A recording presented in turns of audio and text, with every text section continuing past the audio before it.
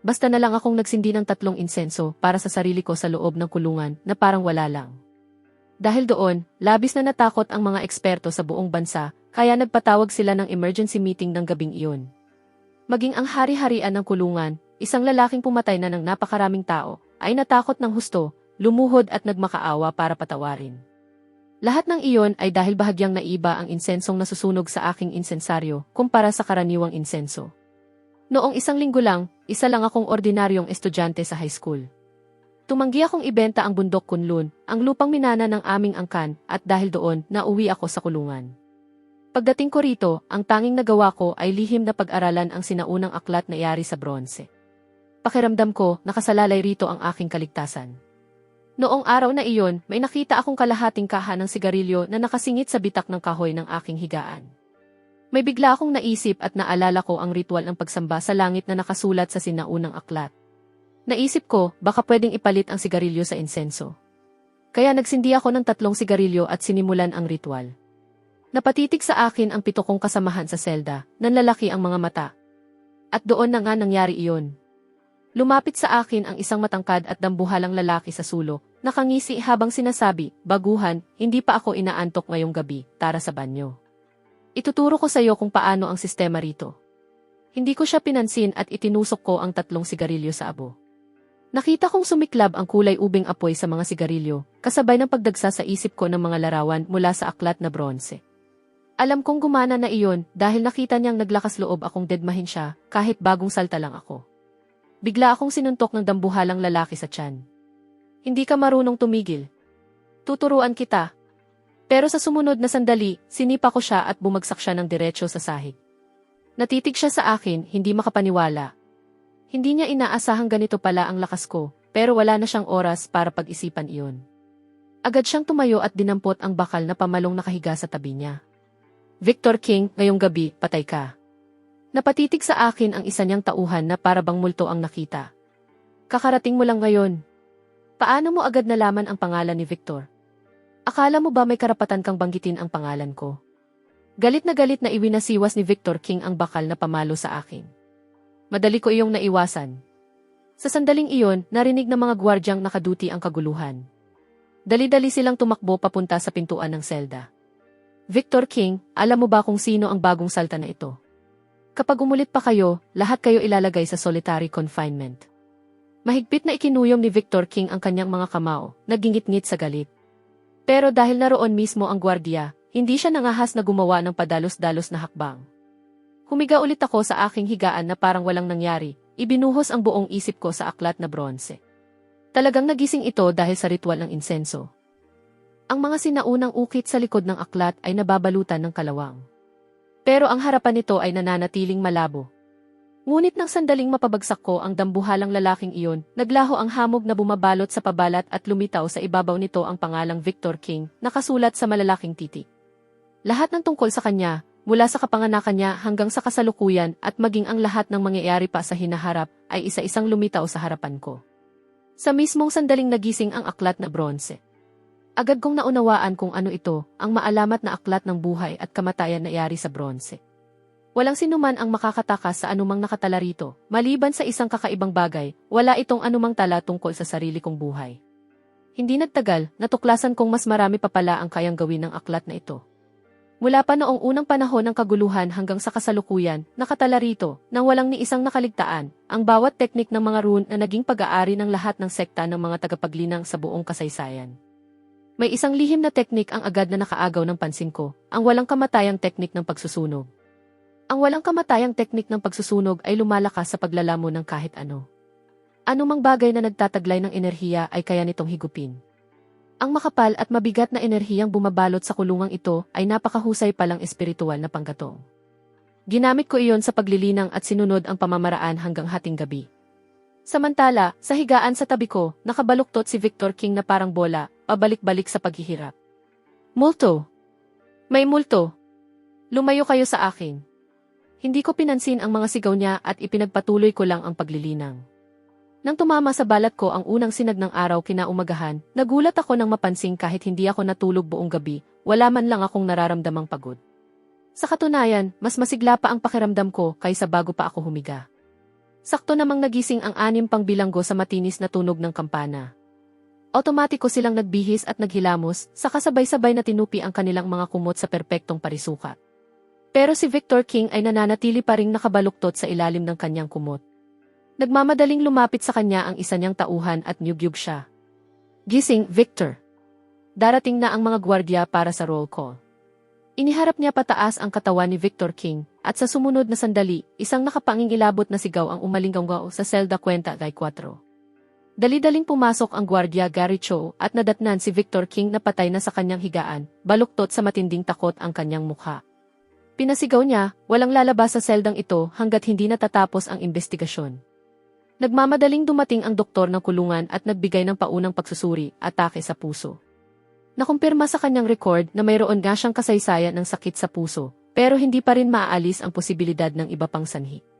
Kailangang isa-isang tanungin ang mga bilanggo sa selda.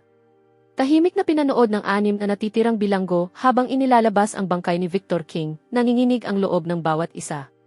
Sa sandaling iyon, tinawag ni Gary Cho ang isa pang gwardiya. Pagkatapos, isa-isa kaming ininteroga ng 2 gwardiya, pati na rin ako. Si Nathan Devine ang may kagagawan. Sobrang nakakatakot ng taong iyon, para siyang isang mangkukulam. Panay ang bulong niya sa sarili niya. Sigurado akong isa siyang mangkukulam o isa sa mga taong sumusumpa gamit ang masasamang espiritu. Hindi nga siya natulog kagabi, nakaupo lang siyang nakaekis ang mga paa sa higaan niya, nagmumuni-muni. Siguradong isinumpa niya si Victor King hanggang sa mamatay. Opisyal, kailangan ninyo siyang ikulong. Nakakulong na nga siya. Kung ganoon, ilagay ninyo siya sa mas malang lugar. Siya talaga ang may kagagawan, walang duda. Habang pinakikinggan ang walang tigil na paratang ng mga bilanggo, nagkatinginan sina Gary Cho at ang kasama niyang gwardiya, kapwa halos mapangiti. Bago sila naging gwardiya, sinanay silang huwag magpakita ng emosyon kahit gaano pa kakatawa ang sitwasyon, maliban na lang kung hindi na talaga nila mapigilan. Mabilis na nagseryoso si Gary Cho, kumatok sa mesa at tinitigan ako ng masama. Sinasabi nilang lahat na isinumpa mo si Victor King hanggang sa mamatay. May ginawa ka bang kahinahinala? Nanatili akong kalmado sa pagtatanong niya at gumanti ako ng tanong. Ano sa tingin ninyo, Official Chow? Pare-pareho na tayong matatanda rito. Ang paghusga ay dapat nakabatay sa ebidensya at sa siyensya. Pagkarinig sa sinabi ko, natigilan sina Gary Cho at ang isa pang gwardiya. Kagabi lang ako dumating dito. Hindi ko pa nga siya nakilala kahit minsan. Paano ko malalaman ang pangalan niya? Sinabi ni Gary Cho, sagutin mo lang ang mga itinatanong ko. Huwag mo akong lokohin.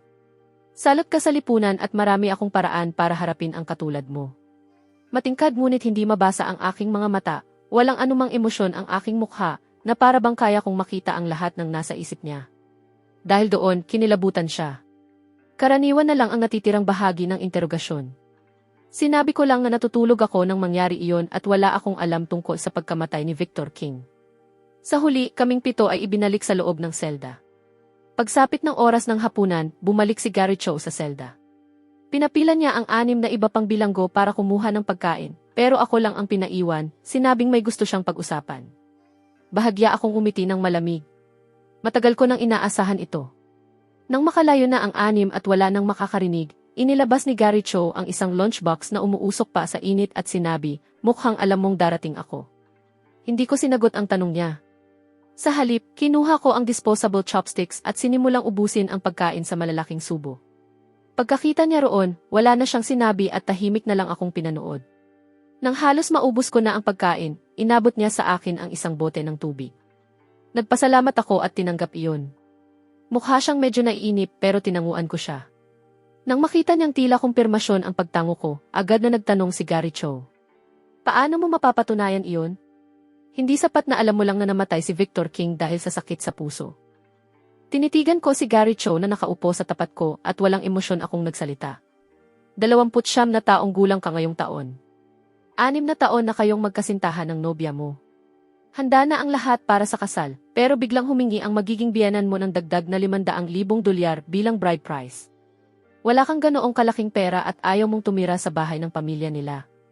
Araw-araw kang na-stress dahil doon. May inihanda sanang mahabang sasabihin si Gary Cho, pero napalunok na lang siya at walang nasabi. Ang taong kayang basahin agad ang pakay niya sa unang pagkikita pa lang ay tiyak na hindi pangkaraniwan. Tiningnan ko siya at sinabi, alam mo ba kung bakit biglang nagbago ang isip ng magiging biyenan mo? Dahil may kamag-anak siyang nagpakilala ng mas magandang mapapangasawa para sa anak niya, isang general manager sa malaking kumpanya. Kaya bigla siyang humingi ng dagdag na $500,000 para mapaalis ka sa eksena. Parang tinamaan ng kidlat si Gary Cho sa narinig niya at natigilan na parang estatwa, hindi makapagsalita ng matagal. Tumayo ako, nag-inat, saka nagpatuloy na parang gurong nagpapayo sa estudyante. May paraan pa para maayos ito. Maniwala ka man o hindi, kaya kong ipatanggal ng buo ang bride price at mapapayag ko pa silang magbigay ng kotse. Hindi kita itinuturing na mahinang tao at wala rin akong balak isugal ang sarili ko rito. Ayokong gugulin ang natitirang buhay ko bilang kapwa mo bilanggo. Mahina akong natawa habang marahang tinatapik ng mga daliri ko ang pader. Simple lang ang kailangan mong gawin. Kapag nagkaroon ka ng pagkakataon, puntahan mo ang bahay ko at tingnan mo kung ano ang nangyayari roon. Kung ang grupong nagsabuatan laban sa akin ilang buwan na ang nakalipas ang may kagagawa nito, ang una nilang gagawin matapos akong makulong ay hanapin ang titulo ng lupa. Kapag nakita mong nagkagulo ang buong bahay, halos tiyak na sila nga iyon. Matapos ang mahabang katahimikan, pumayag si Gary Cho. Ngayon, sabihin mo sa akin kung paano mangyayari ang sinabi mo. Nang makitang kumagat na siya sa pain, hindi na ako nag-aksaya ng oras. Ngayong gabi, 10:00, pumunta ka sa Lucky Fortune Game Room sa Huaping Road. Ipaalam mo sa presinto at magsagawa kayo ng raid doon, pagkatapos, kusa nang malulutas ang problema mo. Nanlaki ang mga mata ni Gary Cho sa gulat. May bahagi sa kanya na nagdududa pa rin, pero nang makita niya ang kumpiyansa sa mukha ko, tumango pa rin siya. Habang pinagmamasdan ko siyang papalayo, bahagya akong napangiti na parang alam ko na ang mangyayari. Magkaibang sistema man ang kulungan at ang presinto, magkaugnay pa rin ang mga ito sa maraming paraan, at karamihan sa mga tao sa magkabilang panig ay magkakakilala. Maganda ang ugnayan ni Gary Cho kay Kapitan Dennis Woods sa presinto, at ang Lucky Fortune Game Room ay isa lamang maliit na pasugalan sa isang eskinita, na madalas puntahan ng mga nasa katanghaliang gulang at matatanda, kaya sapat na ang magpadala roon ng ilang pulis. Ang pagsasagawa ng raid ay kasing dali lang ng isang tawag sa telepono. Pagkatapos ng hapunan, isa-isang bumalik sa selda ang mga bilanggo, pero patuloy silang lumalayo sa akin. Ayos lang sa akin iyon, nakaiiwas pa ako sa abala. Samantala, sa kabilang panig, 3 pulis na nakauniporme ang dumating sa labas ng Lucky Fortune Game Room at sinigurong tama ang tiempo. Sinipa nila ang nakakandadong pinto, at ang bumungad sa kanila ay isang tanawing agad sumalakay sa kanilang paningin. Si Kapitan Dennis Woods, na kumakain ng hapunan sa labas, ay biglang naramdamang nag-vibrate ang kanyang telepono sa ibabaw ng mesa. Isinalang niya ito sa speaker at ibinalik sa mesa. Matagal na silang magkakilala, kaya hindi na niya itinago ang usapan kay Gary Cho, na nakaupo sa tapat niya. Kapitan, mas mabuting kayo na mismo ang pumunta rito. Medyo maselan ang sitwasyon. Pagkarinig sa boses ng pulis, agad na ibinaba ni Kapitan Woods ang tawag. Gary, mas mabuti ring sumama ka. Ideya mo rin naman ang raid na ito. Nalaman lang nila ang buong nangyari nang nasa sasakyan na sila. Sa umaga, dinarayo ng mga nasa katanghaliang gulang at matatandang suki ang Lucky Fortune Mahjong Parlor para maglaro ng mahjong. Sa gabi, bumabalik din ang parehong grupo, pero hindi na mahjong ang nilalaro nila. Halos hindi matingnan ng mga pulis na kumukuha ng litrato bilang ebidensya ang nasa harapan nila, lalo nang hindi nila maatim na tumingin pa ulit. Magkakasamang gumagawa ng kahalayan ang mga lalaki at babaeng nasa edad 40 hanggang 80. Magkasabay silang bumalik sa presinto. Sa computer sa ibabaw ng mesa sa opisina ay nakastream ng live ang kuha mula sa kamera ng interrogation room at sapat na ang isang tingin para hindi na may alis ang mga mata rito. Grabe, ang hirap sikmurain ito. Sa grupong nasa screen, may namataan siyang pamilyar na mukha. Walang iba kundi ang sarili niyang magiging biyenan, ang babaeng palaging istrikta at mayabang sa kanya. Inakala na ni Gary Cho na baka may mangyaring ganito, pero hindi niya inasahang siya mismo iyon. Napansin ni Kapitan Woods ang kakaibang ekspresyon sa mukha ni Gary Cho at pabirong nagtanong. Hoy, ano nang nangyari sa'yo? May kakilala ka ba riyan? Nahihiyang tumango si Gary Cho. Maganda pa rin ang magiging biyenan mo, aaminin ko, pero talagang todo ang ginagawa niya. Sa 7 ng naimbestigahan, 6 ang umaming matagal na silang may hindi nararapat na relasyon sa kanya. Napanganga na lang si Gary Cho. Biglang tumunog ang telepono sa bulsa niya. Tiningnan niya ang screen. Ang tumatawag ay ang magiging biyenan niya na mukhang nasa kasagsagan pa rin ng kanyang sigla. Hindi siya nag-atubiling ibaba ang tawag at ibinalik ang telepono sa bulsa. Sa mismong sandaling nalaman niya ang iskandalo nito, agad niyang naunawaan ang ibig kong sabihin. hindi pa ito ang tamang oras para makialam siya. Mas mabuting hayaan muna niya itong magdusa ng kaunti dahil lalo lang magiging epektibo ang magiging resulta. Kung tutuusin, napakabuti ng nobya niya sa lahat ng aspeto, maliban sa sobrang pagdepende nito sa pamilya. Palaging nasa biyahe ang ama nito dahil sa trabaho, kung minsan ay ilang buwan pang hindi umuuwi, kaya ang ina nito ang namamahala sa buong bahay. Sa tuwing bumibisita si Gary Cho, napipilitan lang siyang lunukin ang lahat ng sama ng loob. Ngayong may hawak na siyang alas laban dito, mapipilitan itong umurong ngayon para mailigtas ang sariling reputasyon. Sa sumunod na isang oras, mahigit 100 beses tumunog ang telepono ni Gary Cho. 12 ng bagong mensahe ang pumasok sa inbox niya. Unti-unting nagbago ang tono mula sa mapangmataas na pag-uutos hanggang sa desperadong pagmamakaawa. Isa-isa iyong binasa ni Gary Cho, at nang maramdaman niyang tamang oras na, nag-push up siya ng 20 beses para magmukhang hinihingal, saka nagmadaling pumunta sa interrogation room. Pagkakita pa lang sa kanya ng magiging biyanan niya, agad itong humagulgol. Kapag kumalat sa mga kapitbahay ang nangyari ngayong gabi, mas gugustuhin pa nitong magbigti. Sa sandaling ito, si Gary Cho na lang ang natitira nitong pag-asa, kaya kumakapit ito sa kanya ng buong lakas. Paglabas ni Gary Cho mula sa interrogation room, kumalat sa kanyang mukha ang isang kontentong ngiti. Kasunod niya, maamong-maamong naglalakad ang magiging biyenan niya. Eksakto sa inaasahan ko. Hindi lang nito inalis ang 500,000 dolyar na bride price at nagdagdag pa ng kotse na nagkakahalaga ng 300,000 dolyar bilang dote, pumayag din itong sagutin ang buong gastos sa handaan ng kasal. Bago pumasok sa interrogation room, nakipag-usap na si Gary Cho kay Kapitan Woods na panatilihing lihim ang buong pangyayari, tutal magiging magkapamilya na rin sila. Higit sa lahat, kapag nauwi sa diborsyo ang magiging biyenan niya at ang magiging biyenan niyang lalaki, walang makapagsasabi kung gaano pa katagal maantala ang kasal. Pag-alis sa presinto, dumiretso si Gary Cho sa bahay ko gamit ang address na ibinigay ko. Napansin niyang bahagyang nakabukas ang security door. Pagbukas niya nito, tumambad sa kanya ang bahay na sinalanta, pati mga til sa sahig ay isa-isang binaklas. Nag-record siya ng 1 minutong video gamit ang kanyang telepono. Kinabukasan, habang nakaduty, tinawag niya ako para ipakita iyon. Kalmado lang ang naging reaksyon ko. Mukhang matagal ko nang pinaghihinalaang ang grupong nagsabuatan, laban sa akin ilang buwan na ang nakalipas ang may kagagawa nito. Pero hinding-hindi nila mahula ang itatago ko ang isang napakahalaga at madaling mawala na bagay sa loob mismo ng sarili kong bahay. Nang makita ni Gary Cho kung gaano ako kakalma sa lahat ng ito, medyo nailang siya. Pakiramdam niya, napakadali niyang nakabawi. Napakalaki ng naitulong ko sa kanya, pero isang video lang ang hiniling ko bilang kapalit. Dahil sa tunay na pagkailang, hindi niya maalis iyon sa isip niya. Nabasa ko agad ang nasa isip niya at sinabi ko, kung talagang nailang ka, may isang pabor lang akong hiilingin sa'yo. Bilhan mo ako ng isang insensaryo at ilang insenso.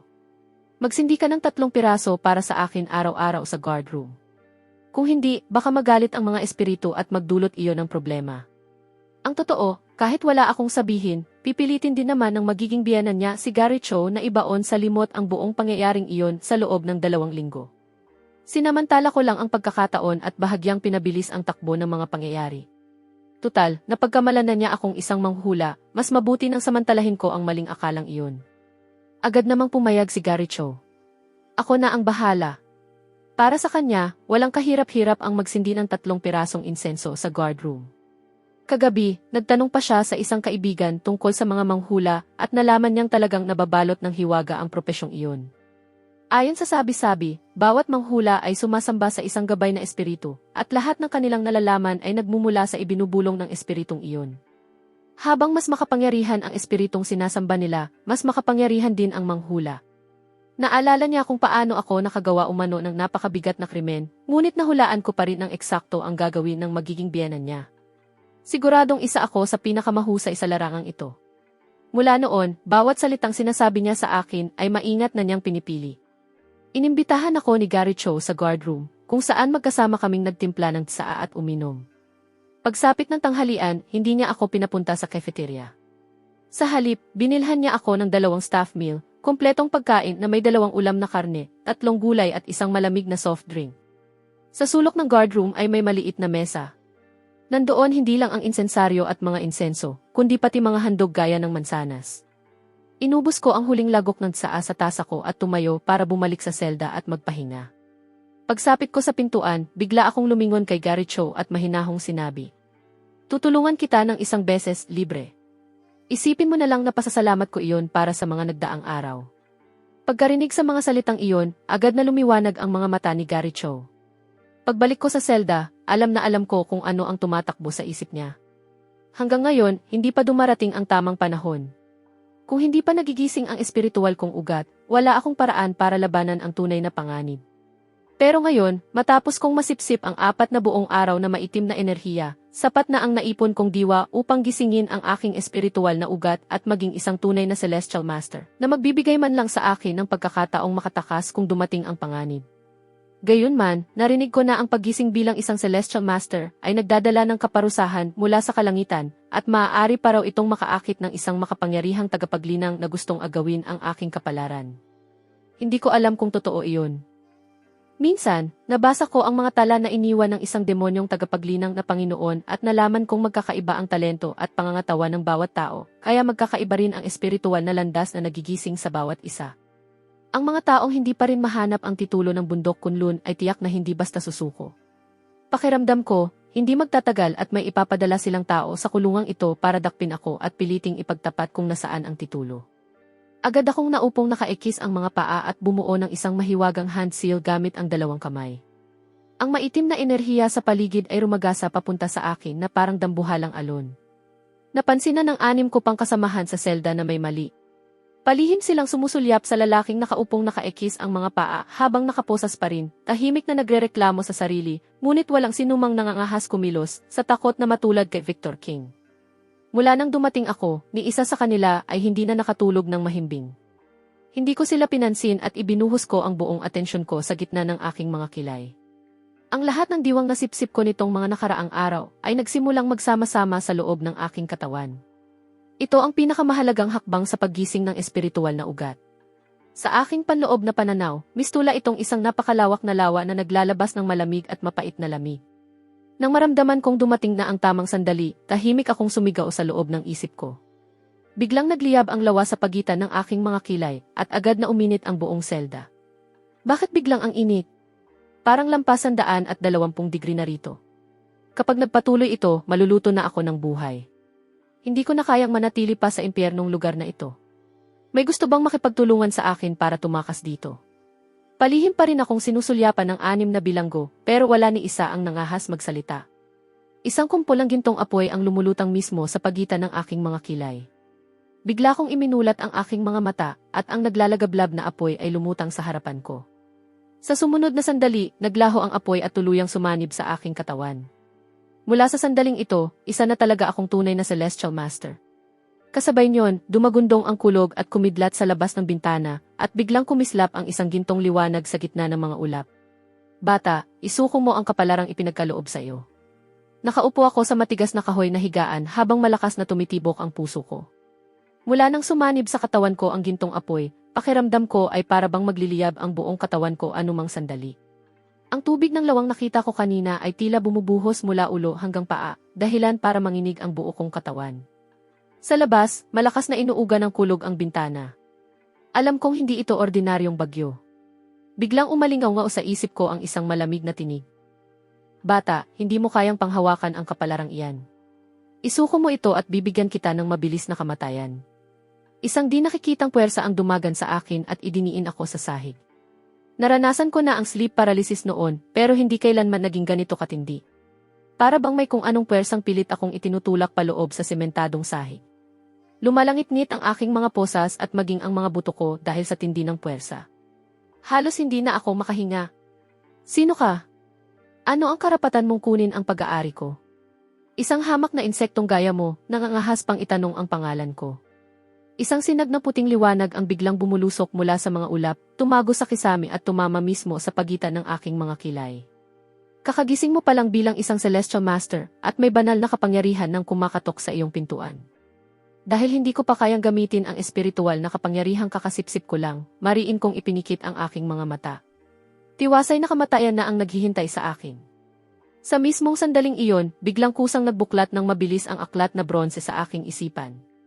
Bumulwak mula sa mga pahina nito ang agos ng maitim na karakter at gumapang sa buong katawan ko na parang maliliit na ahas. Bigla kong naramdamang naglaho ang nakadudurog na puwersa, napalitan ito ng malamig na agos na kumalat sa bawat bahagi ng aking katawan. Mukhang mas kamangha-mangha pa pala ang aklat na iniwan sa akin ng mga ninuno ko kaysa sa inaakala ko. Sumuntok ako sa walang lamang hangin. Wala man akong tinamaan, kahit paano ay nabasag nito ang sinag ng puting liwanag sa mismong pagdampi. Isang mahinang ungol ang umalinggaw-ngaw mula sa mga ulap, nagsimulang humina ang kulog at unti-unting naglaho ang presensyang nagmamasid sa akin. Bumagsak ako sa sahig, basang-basa ng pawis ang aking mga damit, saka ako lumingon. Nakita kong nawalan ng malay ang lahat ng kasamahan ko sa selda, mahimbing ang tulog na parang mga patay. Ito pala ang kapangyarihan ng landas ng paglilinang. Tumingin ako sa sarili kong mga kamay. Nakapulupot pa rin sa mga pulsuhan ko ang mga posas, pero ramdam ko ang enerhiyang dumadaloy sa bawat bahagi ng aking katawan. Alam kong hindi basta susuko ang tinatawag na makapangyarihang nilalang na iyon, pero hindi na ako ang dating estudyante sa kolehiyo na kayang apihin ng kahit sino. Muli akong umupong nakaekis ang mga paa at sinimulang ayusin ang pagdaloy ng aking hininga gamit ang walang kamatayang teknik ng pagsusunog. Nang maging matatag ang pagdaloy ng aking enerhiya, ipinagpatuloy ko ang pagsipsip sa maitim na enerhiya ng kulungan, gaya ng ginagawa ko nitong mga nakaraang araw. Patuloy na pumapasok sa akin ang maitim na enerhiya, pero wala na akong nararamdamang lamig. Sa halip, lalo lamang tumatalas at luminaw ang aking paningin. Kahit sumisipsip ako ngayon ng maitim na enerhiya, lalo pang lumalakas ang aking kapangyarihan kaysa dati. Malapit nang magbukang liwayway at kailangan kong itago ang bago kong lakas bago dumating ang mga gwardya para sa inspeksyon. 6:00 ng umaga, nagising ako sa tunog ng pag-ikot ng kandado. Binuksan ni Gary Cho ang pinto habang may dalang-dalawang plastik na supot, at mula pa lang sa malayo ay naamoy ko na ang mabangong amoy ng siopao. Ibang-iba na ang paraan ng pagtingin niya sa akin kumpara kahapon. May malinaw na bakas ng paggalang sa kanyang mga mata. Marahil ay inaantok ka pa. Heto, bagong hango lang sa steamer ang mga siopao. May mainit ding gatas ng soya. Espesyal kong dinala para sa'yo. Umupo ako at hindi na nagpakipot pa. Kinuha ko ang mga siopao at agad na isinubo. Umupo si Gary Cho sa tapat ko, ilang ulit na ibinuka ang bibig para magsalita pero napipigilan ang sarili. Nang maubos ko ang pagkain, saka lang siya nagsalita ng mahina. Pare, ang nangyari kahapon, hindi ka panipaniwala. Eksaktong nagkatotoo ang sinabi mo tungkol sa magiging biyenan ko. Parang maamong kuting na siya ngayon. Pumayag na siya sa lahat tungkol sa bride price at sa kotse, eksakto tulad ng sinabi mo. Naitakda na rin ang petsa ng kasal. Ikaw talaga ang tagapagligtas ko. Wala iyon. May ginagawa ka para sa akin. Inaayos ko ang mga problema mo. Tabla na tayo. Humigop ako ng gatas ng soya habang palihim na pinagmamasdan si Gary Cho.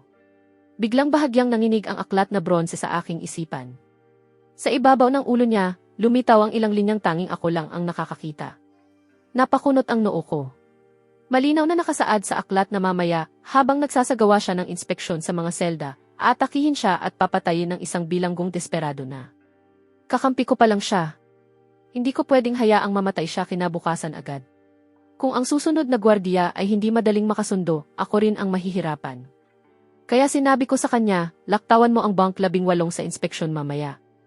Katatanggap lang ng matandang iyon ng masamang balita tungkol sa pamilya niya at may itinago siyang pinatulis na sipilyo. May balak siyang magsama ng iba sa kamatayan. Si matandang Zhang sa bunk 18. Palagi naman siyang mukhang kalmado.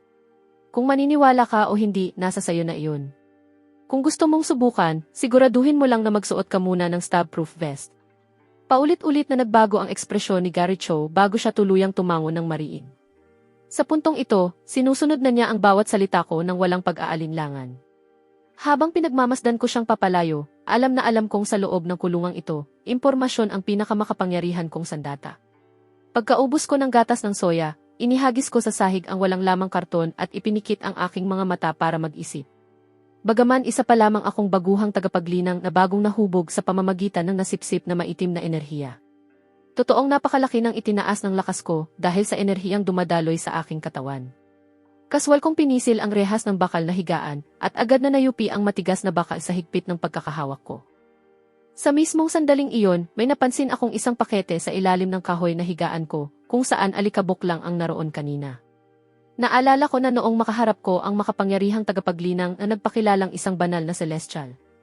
May malabong bughaw na liwanag ding lumitaw sa ilalim ng higaan sa mismong sandaling iyon. May kaugnayan kaya iyon sa espiritual kong ugat na nakabatay sa tubig, na kinakatawa ng lawang nakita ko sa aking paglilinang. Noong oras na iyon, nakadagan ako sa sementadong sahig at halos mamatay sa takot dahil sa makapangyarihang nilalang na iyon. Sobrang nagpanik ako kaya tuluyan kong nakalimutan ang tungkol sa bughaw na liwanag. Pinulot ko ang pakete at binuksan ito. Natigilan ako. Sa loob nito ay may tila pandekораsyong espada na yari sa kahoy ng puno ng melokoton, kulay madilim na indigo ang buong talim at may banayad na bakas ng espiritual na enerhiya. Nakabasa na ako noon ng mga tala tungkol sa mga espadang yari sa kahoy ng melokoton sa mga lumang aklat ng aming angkan, at nakita ko rin ang pagbanggit dito sa aklat na bronze ng buhay at kamatayan. Hindi dapat lumitaw ang ganitong bagay dahil lang sa kusang paggising ng isang espiritual na ugat. At tiyak na hindi rin ito magmumula sa makapangyarihang nilalang na iyon na malinaw na gustong patayin ako. Pero narito ito, tunay at hindi maikakaila. Hinawakan ko ang espadang yari sa kahoy ng melokoton at malalim na nag-isip. Sa tabi ko, ang isa kong kasamahan sa selda na bihirang tumingin sa akin, ay palihim na sumulyap ng ilang beses, at nang mapansing nakatingin ako sa kanya, ay dali-dali niyang sinabi. May isang taong matagal na nagpaligid sa selda natin kanina. Hindi ko alam kung paano niya naipasok ang isang bagay sa ilalim ng higaan mo. Hindi na nga ako nangahastingnan kung ano iyon. Nagtanong ako. Sino ang nag-iwan nito? May takip ang buong mukha niya. Tinanong ko ang gwardyang nakabantay sa pinto, sabi niya may taong nakasombrero at naka-face mask ang nag-iwan nito. Ibinabalang niya ito at agad na umalis. Muli kong hinalungkat ang laman ng pakete. Bukod sa espadang yari sa kahoy ng melokoton, may isang piraso ng papel na may iisang linyang nakasulat. Mag-ingat ka sa Bureau of Destiny. Hindi sila titigil sa paghabol sa iyo. Hinawakan ko ang papel habang litong-lito kung sino ang posibleng nagsulat nito. Sa simula pa lang, kakaunti na talaga ang miyembro ng angkan ng Lin. Minsang nabanggit sa akin ng lolo ko ang tungkol sa isang dakilang tiyolin, pero hindi ko iyon gaanong pinansin noon. Posible kayang galing ito sa taong minsang nagligtas sa buhay ng dakilang tiyo ko. Maingat kong itinago ang papel at dinala ang espadang yari sa kahoy ng melokoton pabalik sa selda ko. Bago ang lahat, kailangan ko munang mabuhay at lalo pang lumakas. Nang gabing iyon, sinimulan kong pinuhin ang espadang yari sa kahoy ng melokoton. Ang espiritual na enerhiyang taglay nito ay mas dalisay kaysa sa maitim na enerhiyang nasipsip ko hanggang ngayon at mas mabilis ko rin itong nasisipsip. Gamit ang inkantasyon ng pagbabagong anyo ng reinkarnasyon na nakita kong nakatala sa mga teknik ng rune sa aklat na bronze ng buhay at kamatayan.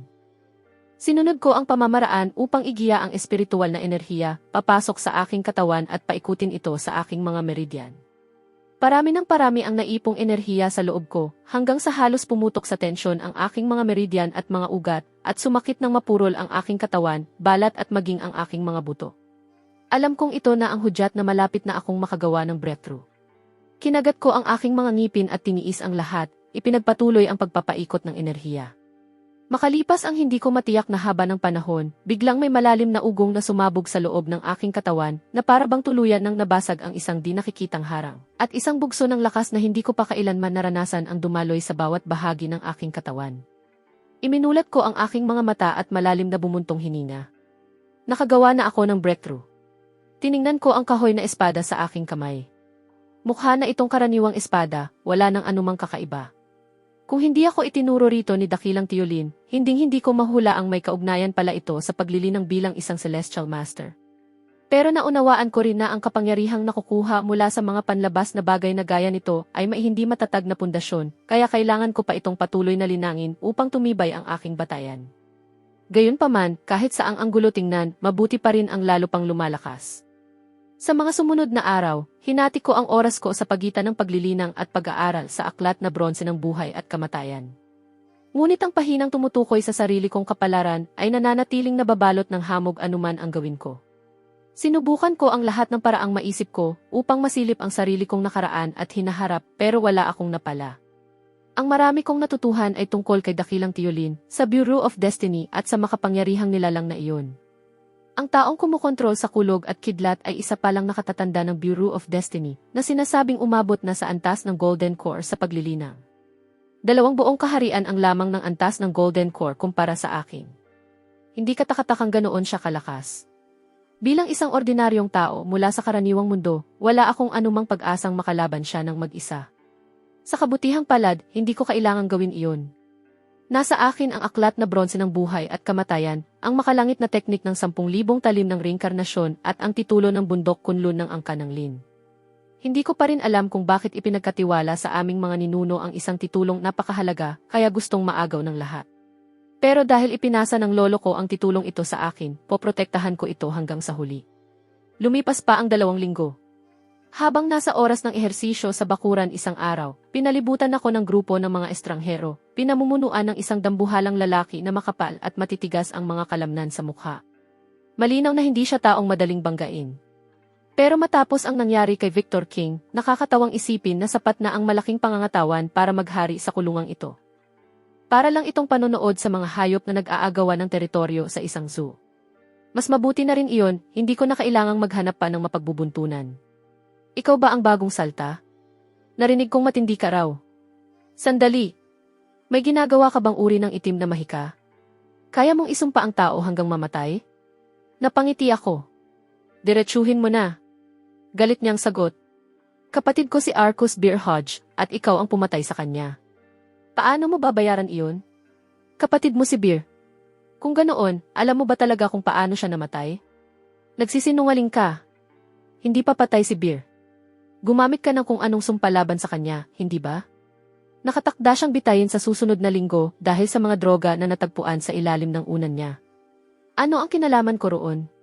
Hindi siya nahuli kahit minsan sa loob ng napakaraming taon. Ikaw lang ang may kagagawan niyan. Hindi na ako nakipagtalo pa at tumalikod na para umalis. Pero hinawakan niya ang balikat ko. Akala mo ganoon lang kadali ang umalis, bata? Sino ba sa tingin mo ang sarili mo? Sinuntok niya ako ng diretso sa mukha. Hindi ako umiwas. Hindi rin ako sumalag. Sa halip, ako ang unang kumilos at sinuntok ko siya ng malakas sa tiyan. Lumipad pa atras ang katawan niya at bumagsak ng malakas sa sahig. Hawak ang tiyan habang humahagulgol sa sakit. Natigilan sa pagkabigla ang mga tauhan niyang nakatayo sa tabi. Masyado silang nagulat para kumilos. Isa-isa ko silang tiningnan. May iba pa ba? Wala ni isa ang nangahas gumalaw. Tumalikod ako at naglakad palayo habang naririnig ko ang sabay-sabay nilang paghinga ng malalim sa likuran ko. Pagbalik ko sa selda, nadatnan kong nakaupo na si Dakilang Tiyolin sa higaan, tila hinihintay ako. 2:00 ng hapon, dinala ako sa visitation room. Sa kabilang panig ng makapal na salamin, nakita ko ang isang lalaking naka-Amerikana at salamin sa mata. Si Jonathan Reed, ang abogadong ipinadala ng mismong grupong nagsabuatan laban sa akin. Ginoong Lin, naparito ako upang pag-usapan natin ang tungkol sa titulo ng Bundok Kunlun. Kung handa kang lumagda, matutulungan ka naming maghain ng kahilingan para muling suriin ang kaso mo. Bata ka pa. Siguradong napakahirap makulong sa lugar na gaya nito. Tiyak na gusto mo nang makalabas. Pinagmasdan ko ang mapagbanal-banalan niyang mukha at napangisi sa sarili. Malinaw na sinadya niyang maghintay ng ilang araw bago ako puntahan. Hinayaan muna akong mabulok sa kulungan bago makipagnegosasyon. Iniisip na isa lang akong estudyante sa kolehiyo na hindi pa nakaranas ng tunay na paghihirap. Inakala niyang kapag naranasan ko na ang dilim sa loob ng mga pader na ito, agad akong babagsak, magmamakaawa sa kanya at iiyak habang nagsusumamong mapalaya. Binuksan ko ang aklat na bronze ng buhay at kamatayan sa aking isipan. Ang bawat marumi at immoral na ginawa ni Jonathan Reed ay sunod-sunod na lumitaw sa harapan ko, na parang pelikulang pinapatakbo ng napakabilis. Ginoong Reed, sa halip na ang titulo ang inaalala mo, sa tingin ko mas dapat mong alalahanin ang sarili mo. Gaya ng hit-and-run case sa hilagang bahagi ng bansa noong nakaraang taon. Saan mo ba talaga inilibing ang biktima? Sa tingin, mukha siyang mahina at payat, pero nagawa niyang tapusin ang ganoong kabigat na gawain ng maayos, at mukhang matibay din ang sikmura niya. Biglang namutlang parang multo ang mukha ni Jonathan Reed. Nagsimulang manginig ng husto ang kamay niyang nakapatong sa salaming may gintong frame, habang nakadilat siyang nakatitig sa akin, na parabang totoong multo ang nakita niya. Ano ng kalokohan ang sinasabi mo? Wala akong naiintindihan sa mga pinagsasasabi mo.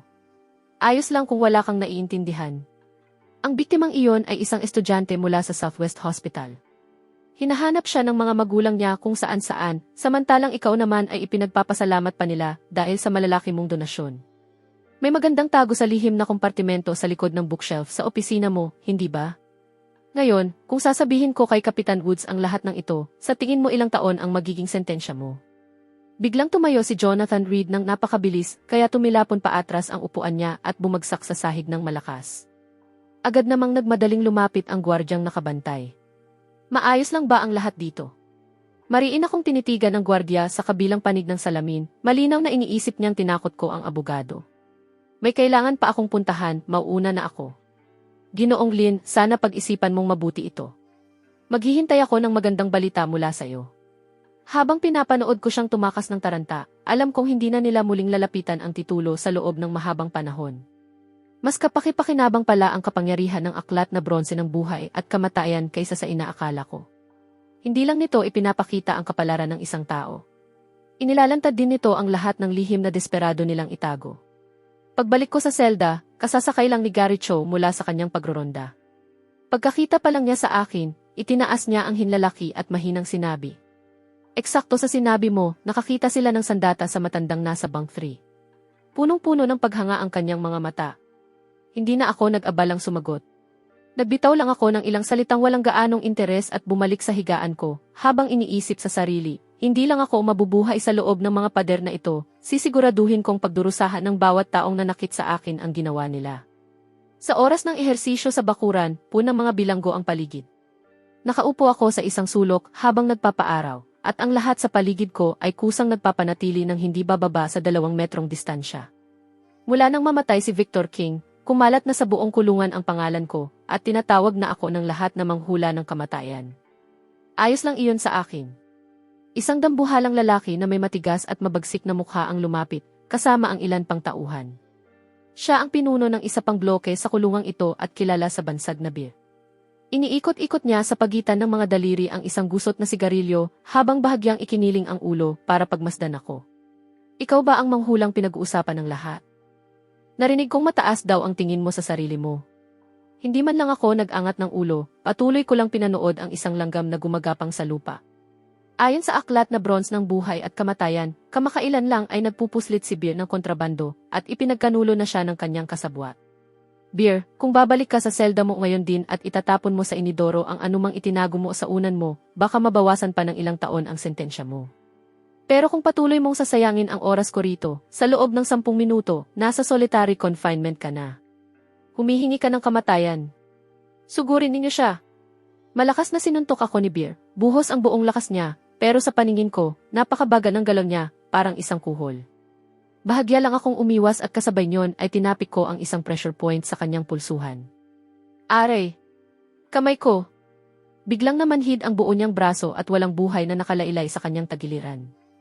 Sa mismong sandaling iyon, umalingaw ang tunog ng nagmamadaling mga yabag mula sa tarangkahan ng kulungan. Isang malaking grupo ng mga gwardya ang sumugod papasok, pinangungunahan mismo ni Kapitan Dennis Woods. Beer, may nagsumbong na nagtatago ka ng droga sa loob ng kulungang ito. Sasama ka sa amin. Natigilan si Beer sa sobrang pagkabigla, saka dahan-dahang lumingon sa akin. Punang takot ang kanyang mga mata.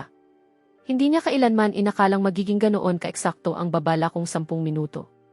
Naroon ang dambuhala at maskuladong pinuno ng bloke, pero bago pa siya makapagsuntok kahit isang beses, napasuko na siya ng ilang salita lamang mula sa isang payat na taong gaya ko. Habang pinapanood ng mga bilanggo si Beer na inilalayo, tuluyan ang nagbago ang paraan ng pagtingin nila sa akin. Mula sa sandaling ito, hindi na ako basta isang ordinaryong bilanggong naghihintay ng kamatayan sa kulungang ito. Naging isa na akong taong walang nangangahas banggain, ang tunay na naghahari sa lugar na ito. Hindi ko na kailangang gumamit ng mga kamao. Ilang magagaang salita lang ang sapat para magpasya kung sino ang mabubuhay at sino ang mamamatay. Hindi pala masama ang pakiramdam na ito. Pero ito pa lang ang unang hakbang. Balak kong gamitin ang lahat ng mapagkukunan sa loob ng kulungang ito upang matuklasan kung ano talaga ang hinahanap ng grupong iyon sa bundok Kunlun. 10 oras na ng gabi at tahimik na ang buong kulungan maliban sa paminsan-minsang yabag ng mga gwardyang nagroronda sa pasilyo.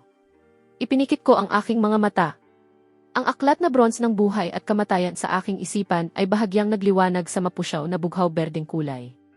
Habang patuloy na lumalakas ang aking kapangyarihan, lalo pang nabawasan ang hamog na bumabalot sa pabalat ng aklat, at sa pagkakataong ito, ang lumitaw ay hindi na ang kapalaran ng isang tao, kundi isang maliit na larawan ng bundok Kunlun ng aming angkan.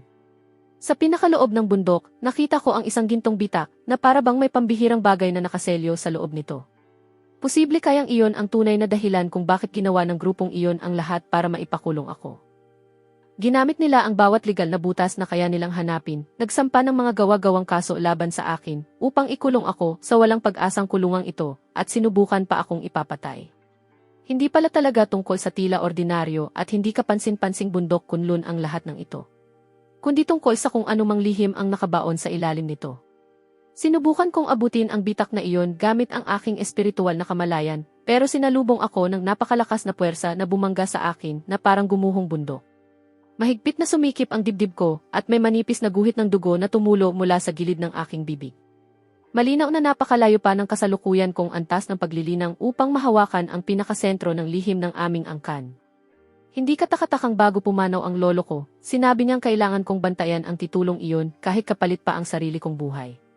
Pinunasan ko ang dugo sa gilid ng aking bibig at unti-unting nabuo ang isang plano sa isip ko.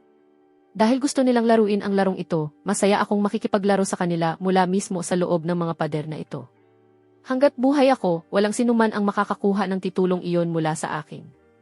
Huminga ako ng malalim at sinimulang gabayan ang espiritual na kapangyarihan sa loob ng aking katawan sa pagdaloy nito sa aking mga meridian. Pinipilit kong huwag masyadong isipin ang kakaibang landas ng mistikong paglilinang na ito, pero hindi maikakailang unti-unti akong binabago ng kapangyarihang ito tungo sa isang ganap na bagong nilalang.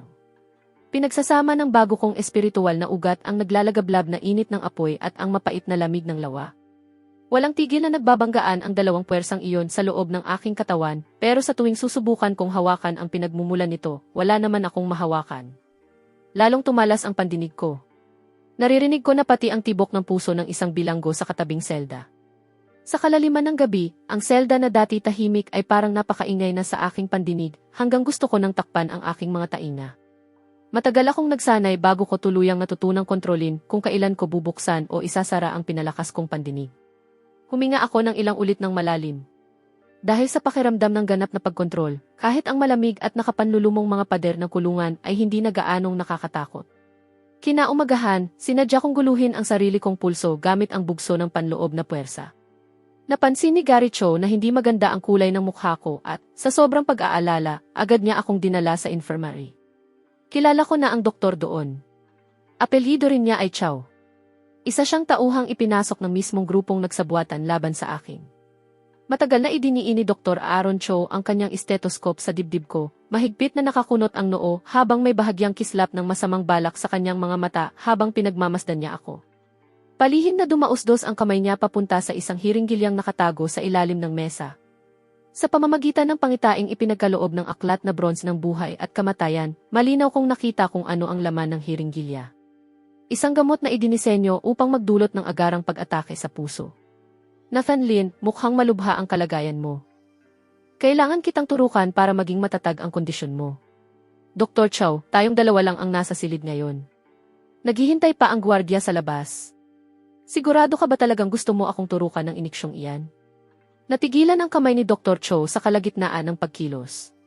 Napatitig siya sa akin nang may matinding takot na para bang nababasa ko ang lahat ng nasa isip niya. Hindi na ako nagsayang ng oras sa salita. Mahigpit kong hinawakan ang kanyang pulsuhan. Bahagya ko lang itong diniinan at sinabi, may 5 milyong yuan na utang sa sugal ang asawa mo. Sinabihan ka ng mga pinagkakautangan niya na kung hindi mo ako mapapatay ngayon, bukas mawawala ang asawa mo. Mali ba ako? Nanghina sa takot ang mga tuhod ni Dr. Cho at bumagsak siya pabalik sa kanyang upuan. Nabitawan niya ang hiringgilya at nabasag iyon sa sahig. Hingal na hingal siyang huminga habang umaagos ang pawis sa kanyang noo, pero wala siyang maibulalas na kahit isang salita. Binitiwan ko ang kanyang pulsuhan at inayos ang aking mga damit. Hindi ko balak patayin siya. Mas kapaki-pakinabang na manatili siyang buhay kaysa alisin siya. Sinabi ko sa kanya na kung susundin niya ang bawat sasabihin ko, matutulungan ko siyang lutasin ang problema sa 5 milyong yuan na utang. Habang pinagmamasdan ko siyang paulit-ulit na tumatango, alam kong nakumbinsi ko na naman ang isa pang piyesa sa chessboard ng kulungang ito.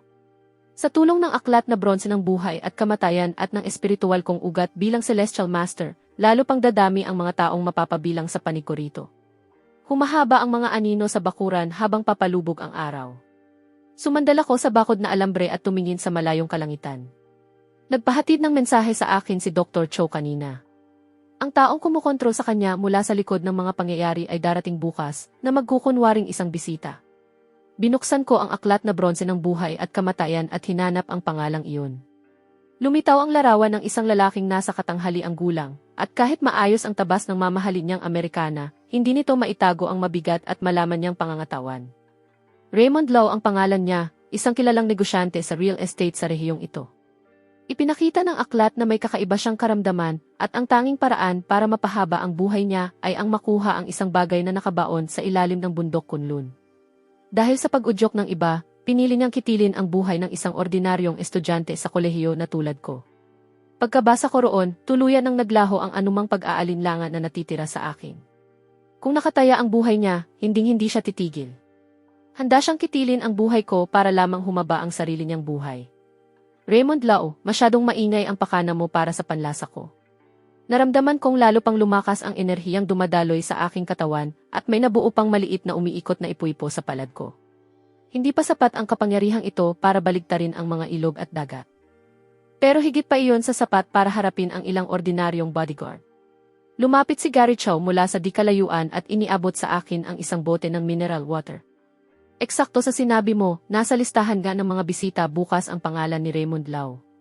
Tumango ako, tinanggap ang bote at uminom. Isang bugso ng lakas ang kumalat sa buong katawan ko. Wala akong nararamdamang kahit katiting na pag-aalala tungkol sa pagkikita namin bukas. Sa kabaligtaran, inaabangan ko pa nga ito. Ang mayabang at tila hindi magagalaw na negosyanteng ito. Ang makapangyarihang taong yumuyuko at pinagbibigyan ng lahat. Gusto kong makita mismo ang magiging ekspresyon niya kapag nalaman niyang lantad na sa akin ang bawat lihim na pilit niyang itinatago. Mas mabigat pala si Raymond Lao kaysa sa inaakala ko. Bagamat maayos at plansado ang suot niyang Amerikana, hindi nito maitago ang maputlang kulay ng kamatayang nakaukit sa kanyang mga mata.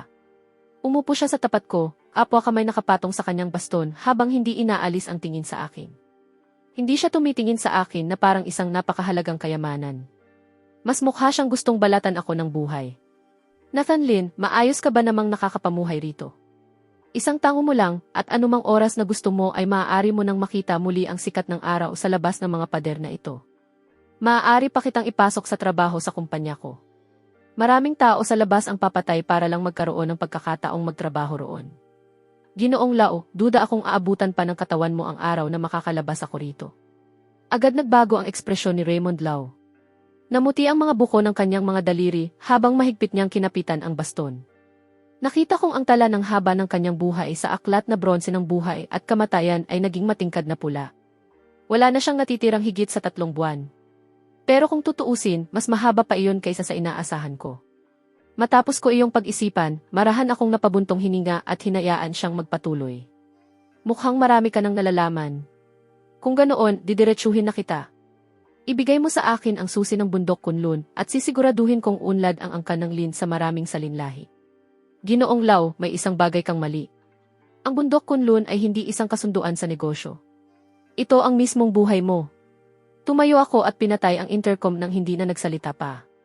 Sa kabilang panig ng salamin, galit na sinuntok ni Raymond Lao ang mesa, pero ang namamaga at nanghihina niyang katawan ay para lamang isang mabangis na hayop na naghihingalo sa huling sandali nito. Pagsisisihan mo ito. Marami akong paraan para mapagsalita ka habang nakakulong ka pa rin sa loob ng mga pader na ito. Lumabas ako ng visitation room nang hindi man lang lumingon. Alam kong unti-unti nang nawawalan ng pag-asa si Raymond Lao at ang isang taong nakaharap na sa sariling kamatayan ang kadalasang pinakamapanganib. Sa mga susunod na araw, tiyak na may dugong dadanak sa loob ng mga pader na ito. Mas mabilis kumilo si Raymond Lao kaysa sa inaasahan ko. 3:00 ng madaling araw, marahang nag-click ang kandado ng selda. Bagamat nakapikit pa rin ako, agad ko iyong naramdaman dahil sa aking pinatalas na pandinig at mga pandama bilang isang celestial master. Kaya ko nang marinig ng napakalinaw kahit ang pagaspas ng pakpak ng isang lamok.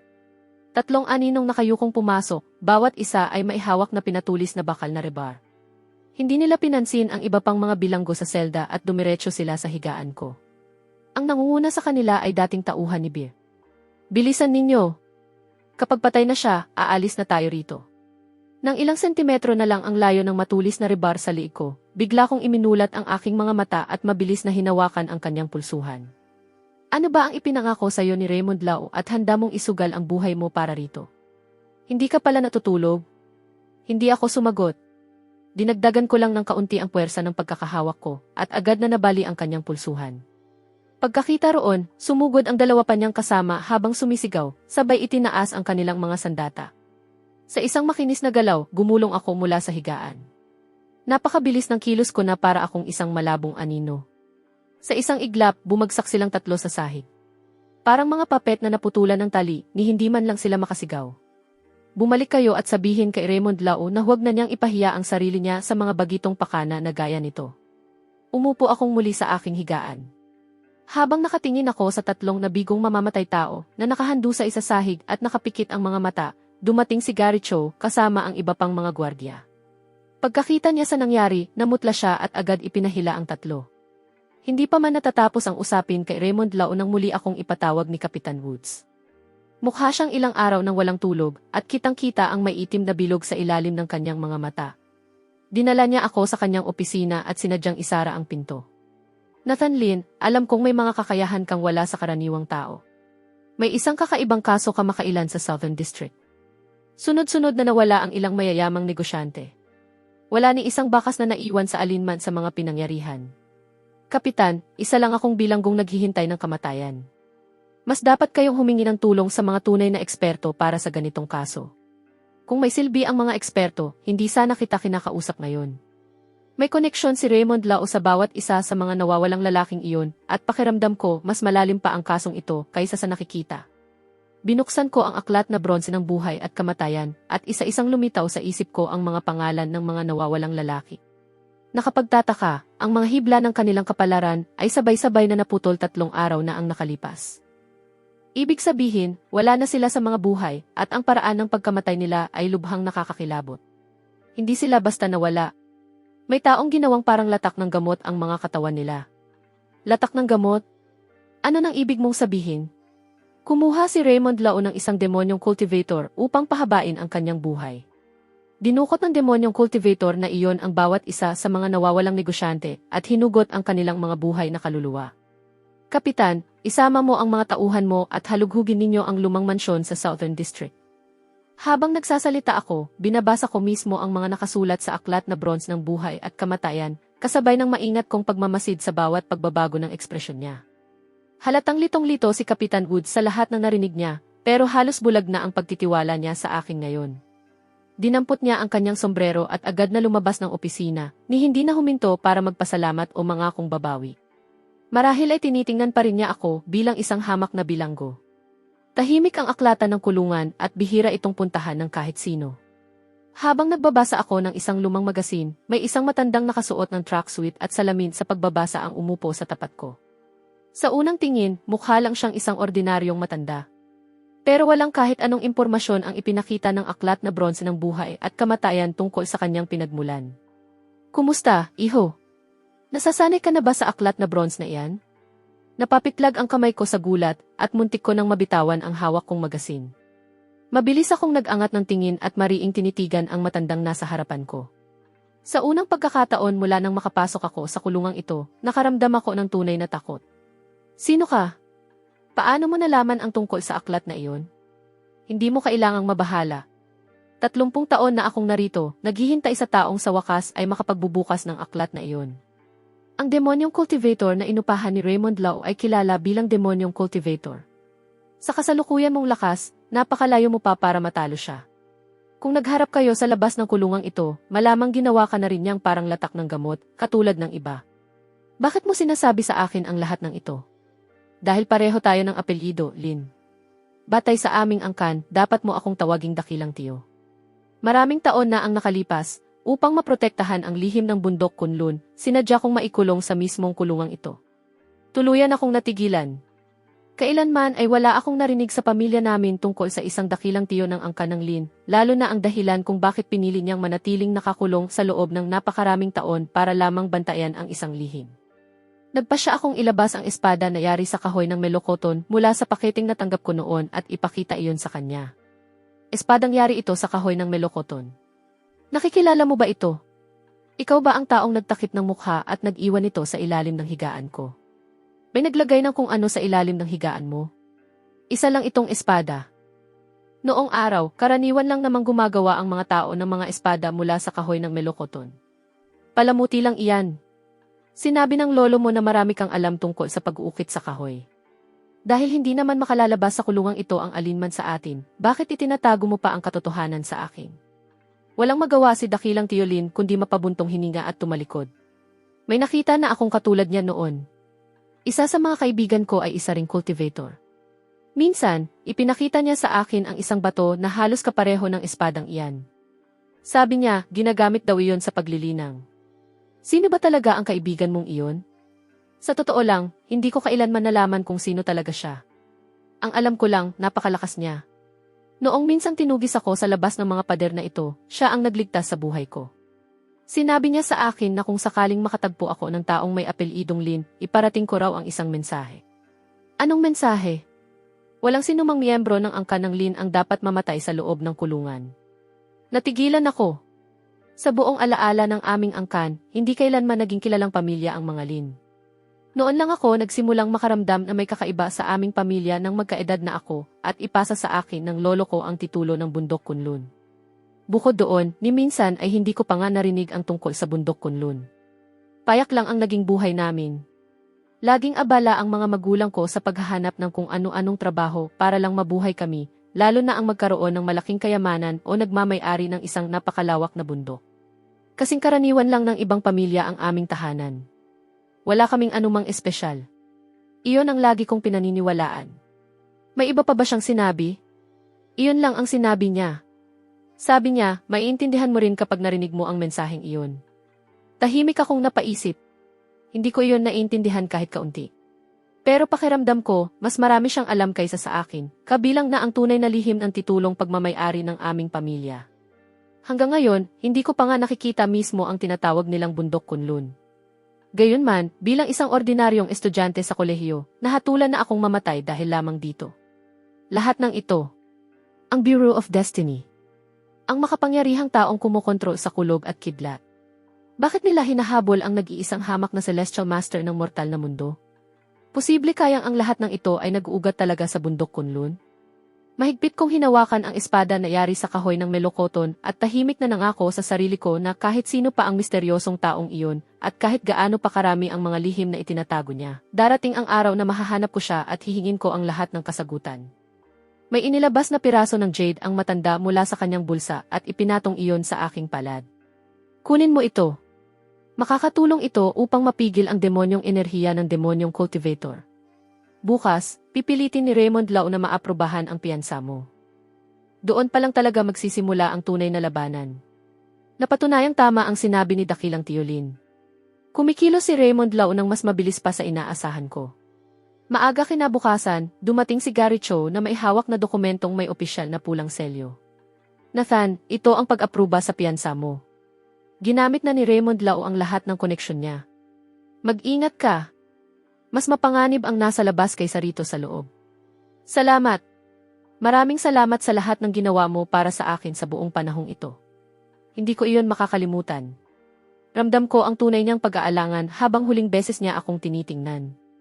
Lumabas ako sa tarangkahan ng kulungan, kung saan naghihintay na ang katiwala ng sambahayan ni Raymond Lau, kasama ang ilang lalaking malamig ang mga ekspresyon at may nakakakilabot na amoy ng dugo sa kanilang katawan. Agad ko silang nakilala bilang mga tauhan ng demonyong cultivator. Ginoong Lin, matagal na kayong hinihintay ni Pangulong Lau. Dito po. Ipinasok ko ang kamay ko sa bulsa at hinawakan ang malamig na jade na ibinigay sa akin ni Dakilang Tiolin at biglang tumatag ang loob ko. Mukhang matutupad na rin sa wakas ang pangarap kong matagal ko nang dala mula pagkabata, ang makita mismo ang Bundok Kunlun.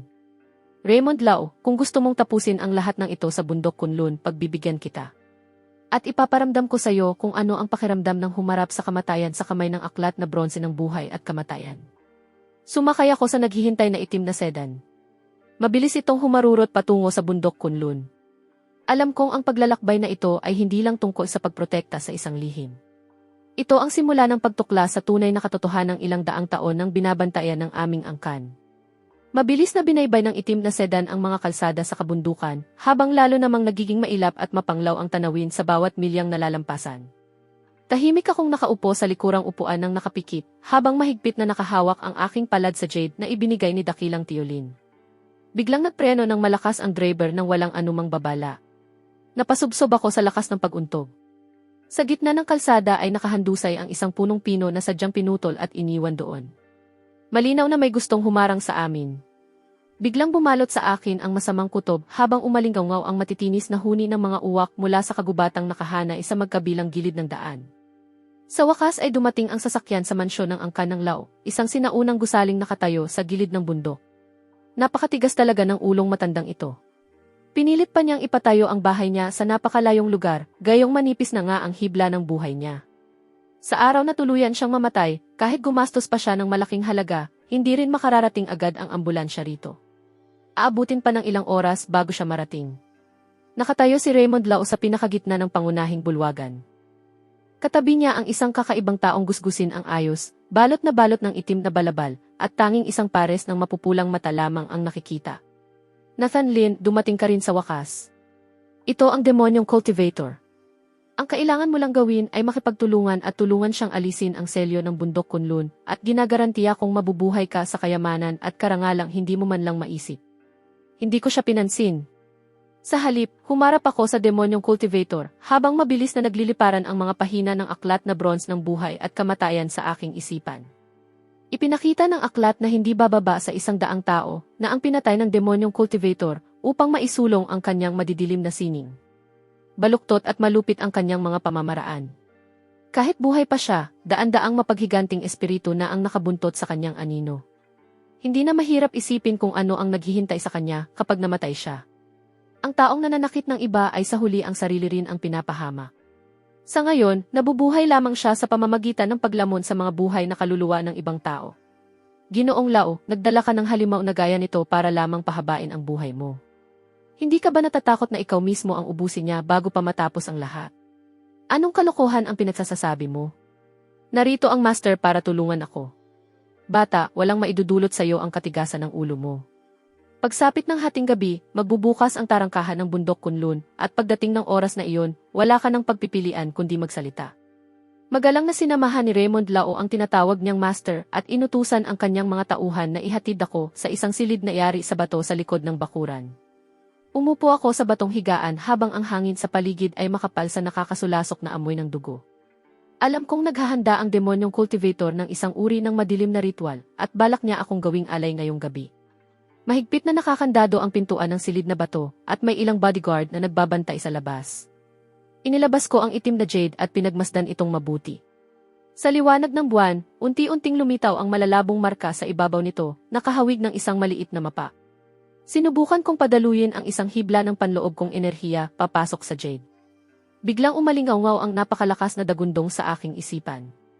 Ang dating malabong teksto sa aklat na bronze ng buhay at kamatayan ay biglang luminaw at ibinunyag ang isang lihim na teknik na sadyang ginawa upang labanan ang mga demonyong cultivator, ang teknik ng langit at lupa. Sinunod ko ang gabay ng aklat at sinimulang sanayin ang teknik sa aking palad. Sa bawat paghinga, unti-unting nagtitipon ang mga hibla ng enerhiya sa aking palad at bahagya kong naririnig ang lagitik ng malayong kulob. Mahina pa ang kapangyarihang ito, pero kung ihahambing sa dati kong lakas na puro pisikal lamang, isa na itong tunay na napakalaking pagtalon sa aking kakayahan. Sa sandaling iyon, bumukas ang pintuan ng silid na bato mula sa labas. Tahimik na pumasok si Dr. Aaron Chow, balot ng pawis ang kanyang noo at punang takot ang kanyang mga mata. Ginoong Lin, kailangan na nating umalis ngayon din. Narinig kong pinag-uusapan ng demonyong cultivator na sa oras na magbukas ang tarangkahan, gagawin niyang blood pill kayong dalawa ni Ginoong Lao. Alam ba ito ni Raymond Lao? Wala nang ibang iniisip ang baliw na iyon kundi ang pagiging immortal. Wala na siyang pakikinggan kahit kanino. Tumayo ako at pinagpag ang alikabok sa aking mga damit. Umalis? Hindi ako pwedeng umalis ngayon. Kung hindi ko tuluyang tatapusin ang demonyong cultivator, hindi na ako magkakaroon ng mapayapang araw. Dumating ang hating gabi. Kasama ang isang grupo ng mga tauhan, dinala ako ni na Raymond Lao at ng demonyong cultivator sa isang bangin sa kalagitnaan ng bundok Kunlun. Napakabigat ng hangin sa lugar na iyon na halos hindi na ako makahinga. Pinagmasdan ko ang gintong bitak sa gilid ng bundok habang unti-unti itong lumalawak. Mula sa kailaliman nito ay bumubulwak ang isang sinauna at napakalakas na presensya. Ito na nga, ang maalamat na lungga ng dragon ng Kunlun. Kapag nasipsip ko ang enerhiya ng dragon sa loob nito, aakyat ako sa pagka-immortal sa mismong sikat ng araw. Naglabas ang demonyong cultivator ng isang punyal na yari sa buto mula sa loob ng kanyang balabal. Nakangising lumapit siya sa akin habang balak ialay ang dugo ko sa mismong bitak. Tiningnan ko ang baluktot niyang mukha, pero wala akong naramdamang kahit katiting na takot. Kung mayroon man, awa pa ang naramdaman ko para sa kanya. Demonyong cultivator, naniniwala ka ba talagang para sa kahit sino ang enerhiya sa loob ng lungga ng dragon? Ayon sa aklat na bronze ng buhay at kamatayan, nakatakda ka pang mamatay pagkalipas ng 3 buwan. Sino ang mag-aakalang ganoon kakasabik mamatay na gagastos ka pa ng malaki para mapabilis ang sarili mong kamatayan ngayong gabi? Hanggang ngayon, puro kalokohan pa rin ang lumalabas sa bibig mo habang nakatitig na sa iyo ang kamatayan. Lumapit ka rito. Iniunat ng tinatawag na master ang kamay niya papunta sa lig ko. Mahahaba at nangingitim ang kanyang mga kuko, kasabay ng isang alon ng mabahong hanging may amoy na bakal. Bigla kong itinaas ang kanang kamay ko at sumabog kaagad ang teknik ng langit at lupa na matagal kong inipon sa aking palad. Isang nakakasilaw na puting liwanag ang humiwa sa dilim at dumiretso sa kamay ng demonyong cultivator. Napasigaw siya sa matinding sakit at tumilapon pa atras na parang saranggolang naputulan ng PC. Malakas siyang bumangga sa batuhan, nagsuka ng isang subo ng maitim na dugo at bumagsak sa lupa, habang nakatitig sa akin nang hindi makapaniwala. Hindi niya kailanman inakalang ang isang taong itinuring niyang hamak na langgam, nakakapasok pa lamang sa landas ng paglilinang, ay magagawa pala siyang sugatan. Natigilan din si Raymond Lao sa matinding pagkabigla, mahigpit na nakahawak sa kanyang tungkod habang nanginginig ang kamay na nakaturo sa akin, hindi makapagsalita ng matagal. Sino ka ba talaga? Ako ang tagapagbantay ng bundok na ito. Biglang nanginig ng marahas ang gintong bitak, at ang dati nitong banayad na gininto ang liwanag ay agad naging mabangis at hindi mapigil. Umalulong ang malakas na hangin na walang habas na nagpahapay sa mga punong nakapaligid. Naramdaman kong may napakalaking kapangyarihang nagigising mula sa kailaliman ng lupa.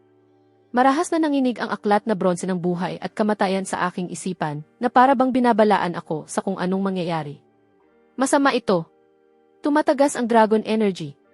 Malapit nang gumuho ang bundok na ito. Biglang lumabas mula sa bitak ang isang napakalaking kamay na yari sa purong gininto ang liwanag. Isang kamay na kasinlaki ng gilingang bato. Walang babala nitong sinunggaban ang pinakamalapit na alagad na nakapula. Ni hindi siya nakapagsigaw bago agad naglaho at naging isang ulap ng abo. Bumagsak si Raymond Lao sa lupa sa sobrang takot. Sa matinding sindak ko, napagtanto kong may isang di nakikitang puwersang humihila sa aking katawan papunta sa bitak. Lintik, sinusubukan ng kapangyarihang ito na bunutin ang buhay kong kaluluwa. Mariin kong ibinaon ang mga paa ko sa lupa, pilit na lumalaban. Pero lalo lamang lumalakas ang hatak ng bitak sa bawat segundo. Sa kailaliman nito, nakita kong dahan-dahang bumukas ang isang pares ng ginintuang mata, malamig akong tinititigan na para bang wala akong halaga. Sa sandaling iyon, pakiramdam ko ay nakaharap ako sa isang banal na nilalang, habang ako na maiisa lamang butil ng buhangin. Ngunit sa huli, hindi ako sinunggaban ng napakalaking gintong kamay. Nang magsimulang manginig ang jade sa aking palad, bigla na lamang naglaho ang puwersang humihila sa akin, at ang gininto ang liwanag sa loob ng bitak ay mabilis na umurong hanggang sa muli itong naging isang manipis na siwang sa bato. Kasabay niyon, naglaho rin ang napakabigat na presensyang bumabalot sa paligid, at ang natira na lamang ay ang tunog ng malamig na hanging humahaplo sa mga dahon. Nakatayo ako roon, basang-basa ng malamig na pawis ang likod ko. Ang nangyari ay parang hindi totoo, na para bang isa lamang ilusyong dulot ng isang di nakikitang puwersa. Nakahandusay sa di kalayuan ang demonyong cultivator, hawak ang kanyang sunog at nangingitim na kamay habang nanlalaki ang mga mata sa takot. Hindi pala iyon dragon energy. Isa pala iyong demon suppressing array. Kayong pamilya Lin, ganito pala ang binabantayan ninyo sa buong panahong ito. Ginoong Lao, mukhang hindi talaga naunawaan ng master na kinuha mo kung ano ang tunay na nakatago sa loob ng bundok na ito. Lugmok na napaupo si Raymond Lao sa maputik na lupa, na itapon ang kanyang tungkod sa tabi, habang nakatitig sa bitak na muling nagsara. Unti-unting naglaho ang pagkabaliw sa kanyang mga mata at napalitan ng lubos na kawalang pag-asa. Matapos ang lahat ng maingat niyang pagpaplano, matapos siyang pumatay at magsunog ng walang pag-aatubili, wala rin pala siyang mapapala sa huli. Ginoong Lao, kung ano ang itinakda ng tadhana, iyon lamang ang makukuha. Wala nang higit pa roon. Impossible. Ako mismo ang nagsaliksik sa mga sinaunang aklat. Mayroon talagang bagay rito na kayang pahabain ang buhay. Nathan Lin, alam mo kung nasaan iyon, hindi ba? Ibinalik ako ng mga tauhan ni Raymond Lao sa lumang mansyon, pero sa pagkakataong ito, wala ni isa sa kanila ang nangahas na gapusan akong muli. Dinala naman ang demonyong cultivator upang gamutin ang kanyang mga sugat. Mistulang nawala ng sigla ang buong mansyon. Umupo ako sa likod ng mesa ni Raymond Lao at isa-isang binuklat ang mga taon ng pananaliksik na tinipon niya tungkol sa bundok Kunlun. Marami sa mga nakasulat dito ang ni minsan ay hindi ikinuwento sa akin ang sarili kong lolo. Nathan Lin, panalo ka na. Tapos na ang demonyong cultivator, at ilang araw na lang din ang natitira sa buhay ko.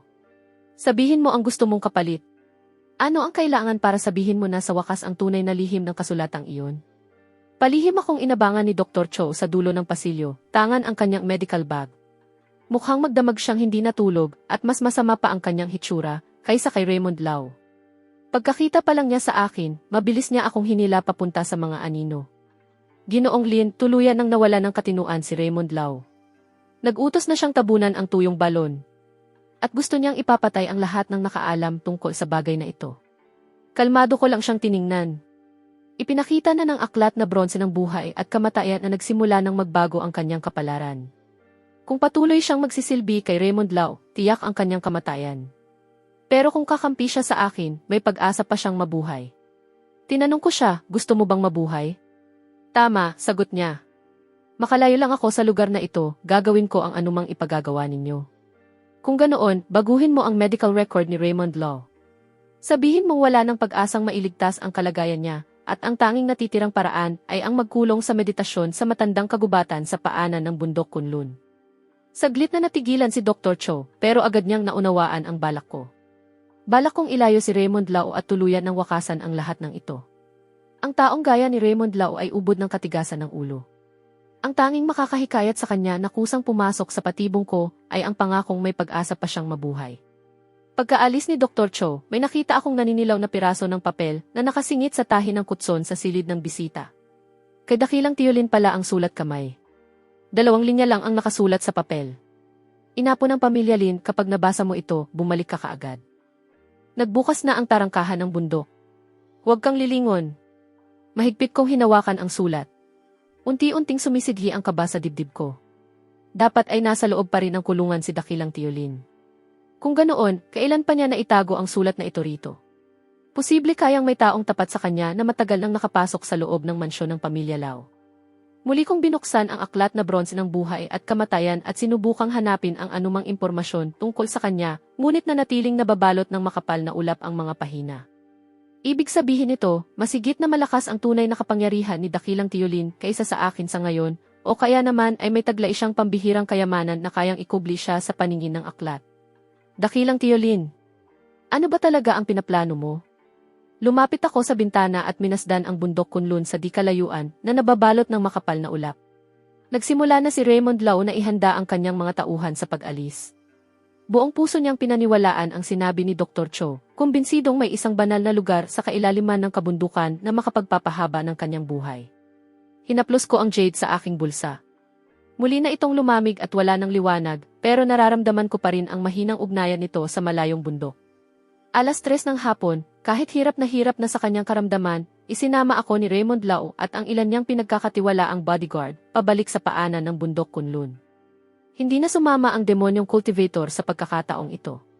Ayon sa balita, tumakas daw siya magdamag. Mukhang anumang oras ay maaari nang bumagsak si Raymond Lau. Nathan Lin, kapag dinala mo ako sa lugar na iyon, ibabalik ko sa iyo ang kasulatan at susuko rin ako sa pulisya. Lilinisin ko ng lubusan ang pangalan mo. Sana tuparin mo ang salita mo. Sa ngayon, wala akong magagawa kundi magtiwala sa kanya. Nagsimula kaming maglakad paloob sa kabundukan. Napakahirap ng daan. Lagpas tuhod ang taas ng mga damo at nagsisiksikan ang mga matinik na palumpong. Ang mga bodyguard ni Raymond Lau ang naglilinis ng daraanan sa unahan, habang ako naman ay naglalakad sa gitna ng grupo, maingat na binabantayan ang lahat ng nasa paligid. Habang papalalim kami sa kabundukan, lalo namang naging kakaiba ang tanawin. Kahit hapon pa lamang, makapal na puting hamog ang unti-unting bumalot sa kagubatan at bumaba ang tanaw sa wala pang 5 metro. Tuluyang nawala ang karaniwang huni ng mga ibon sa gubat at ang natira ay katahimikang sapat para tayuan ako ng balahibo. May mali. May kung anong nagtatago sa loob ng hamog na ito. Huminto ako at ipinikit ang aking mga mata upang damhin ang daloy ng enerhiya sa paligid.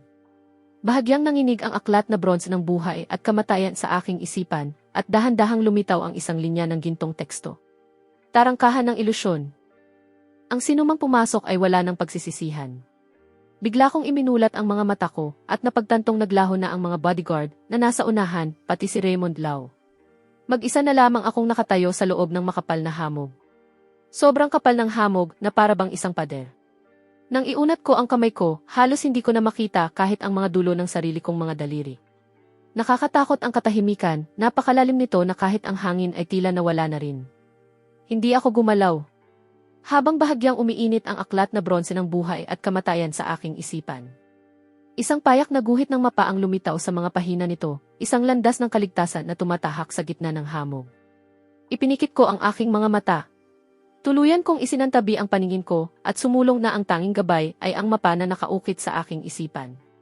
Lumalangit-ngit ang mga tuyong sanga at nabubulok na dahon sa ilalim ng aking mga paa at ang tunog nito ay lalong nakakabahala sa gitna ng halos patay na katahimikan ng kagubatan. Malinaw na hindi likas ang hamog na ito. May bahagyang amoy ng asupre na nakahalo rito. Lumuhod ako at hinaplos ang puno ng isang kalapit na puno, saka natuklasang may mga kakaibang simbolong bagong ukit pa lamang sa balat nito. Malinaw na may sadyang nag-iwan ng mga iyon. Sinundan ko ang direksyong itinuturo ng mga simbolo at naglakad ng humigit kumulang 50 metro nang biglang humiwa sa makapal na hamog ang isang sigaw na puno ng takot. Sino iyan? Lumayo ka! Boses iyon ni Raymond Law. Binilisan ko ang aking lakad at nadatnan siyang nakabagsak sa gilid ng isang malalim na hukay. Putol na putol sa gitna ang kanyang tungkod. Wala na rin ang dalawa niyang bodyguard. Mag-isa na lamang siyang nangangapang gumagala sa loob ng hamog. Ginoong Law, nasaan ang mga bodyguard mo? Pagkakita niya sa akin, para akong naging huling pag-asa niya. Halos gumapang siya sa pagmamadaling makalapit sa akin, nanlalabo ang mga mata at basang-basa ng malamig na pawis ang kanyang mukha. Malinaw na lubusan siyang nyanig ng kakaibang kagubatang ito. Hinila ko si Raymond Law palayo sa gilid ng hukay. Habang hingal na hingal siya, itinuro niya ang hamog sa likuran niya at putol-putol ang kanyang pagsasalita. Kasabay ko lang silang naglalakad, tapos bigla na lang silang hinila ng kung ano pababa sa lupa. Parang naglaho na lang sila. May multo sa lugar na ito. Kailangan na nating bumalik. Wala na akong pakialam sa kasulatan. Gusto ko na lang makalabas ng buhay. Huli na. Na-activate na ang formation ng kagubatang ito. Hanggat hindi natin nahahanap ang labasan, wala ni isa sa atin ang makakaalis. Binuksan ko ang aklat na bronse ng buhay at kamatayan at hinanap ang mga pangalan ng dalawang nawawalang bodyguard. Ipinakita ng aklat na hindi pa tuluyang nawawala ang mga palatandaan ng kanilang buhay. Ngunit ipinakita nitong nasa 3 metro sila sa ilalim ng lupa. Nilapitan ko ang lugar kung saan sila nawala at sinipa ang mga tuyong dahong nakakalat sa lupa. Tama nga ang hinala ko. Sa ilalim ng mga dahon ay may manipis na tablang kahoy at hungkag ang ilalim nito. Hindi ito gawa ng multo o espiritu. Isa itong napakahusay na patibong. Ginoong Law, nahulog lang ang mga bodyguard mo sa isang nakatagong hukay. Mukhang hindi lang tayo ang naririto sa bundok na ito. May mahinang tunog ng mga yabag na umalinggaw-ngaw mula sa kailaliman ng hamog. Hinawakan ko ang jade sa aking bulsa. Sigurado na akong malapit nang magpakita ang taong tunay na nasa likod ng lahat ng ito. Pinangunahan ko si Raymond Law habang sinusundan namin ang tunog ng mga yabag. Hanggang sa makarating kami sa isang maliit na kubong bato sa paanan ng bundok na may bubong na kugon at mga bungkos ng pinatuyong halamang gamot na nakasabit sa may pintuan. Mas lalong tumapang ang amoy ng asupre sa lugar na ito. Itinulak ko ang pintuan at bumungad sa amin ang isang payat at matandang lalaki, nakatalikod habang nag-aalaga ng isang maliit na pugon.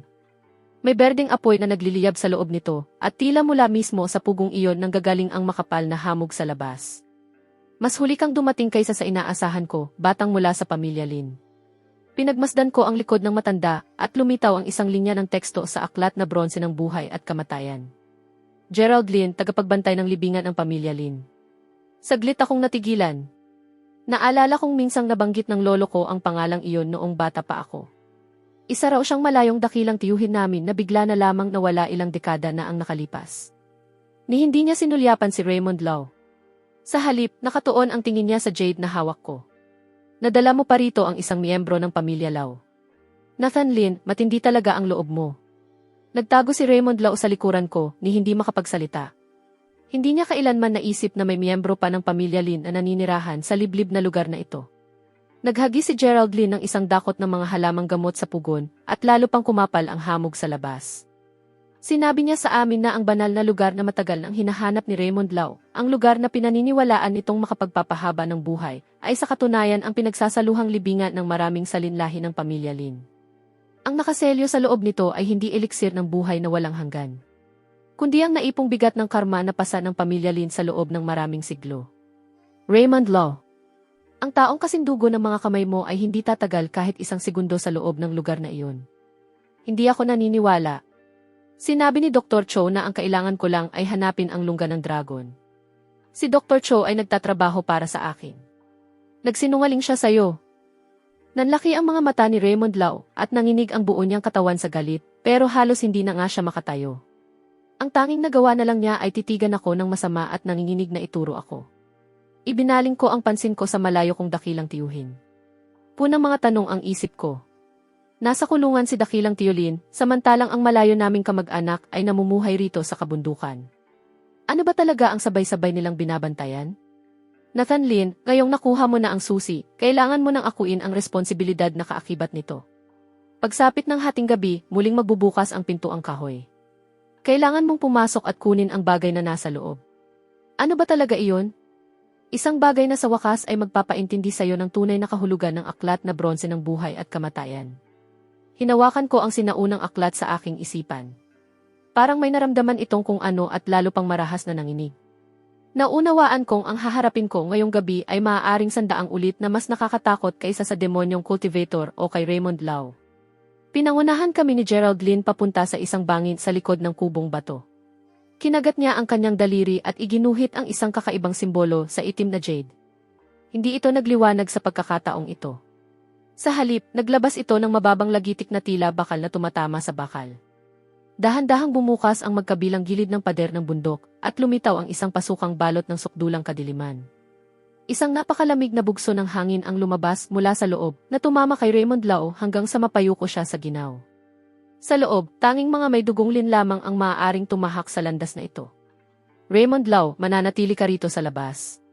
Kapag nagtangka kang pumasok kahit isang hakbang lang, kahit ang mga Diyos ay hindi ka na maililigtas. Huminga ako ng malalim at pumasok sa lagusan.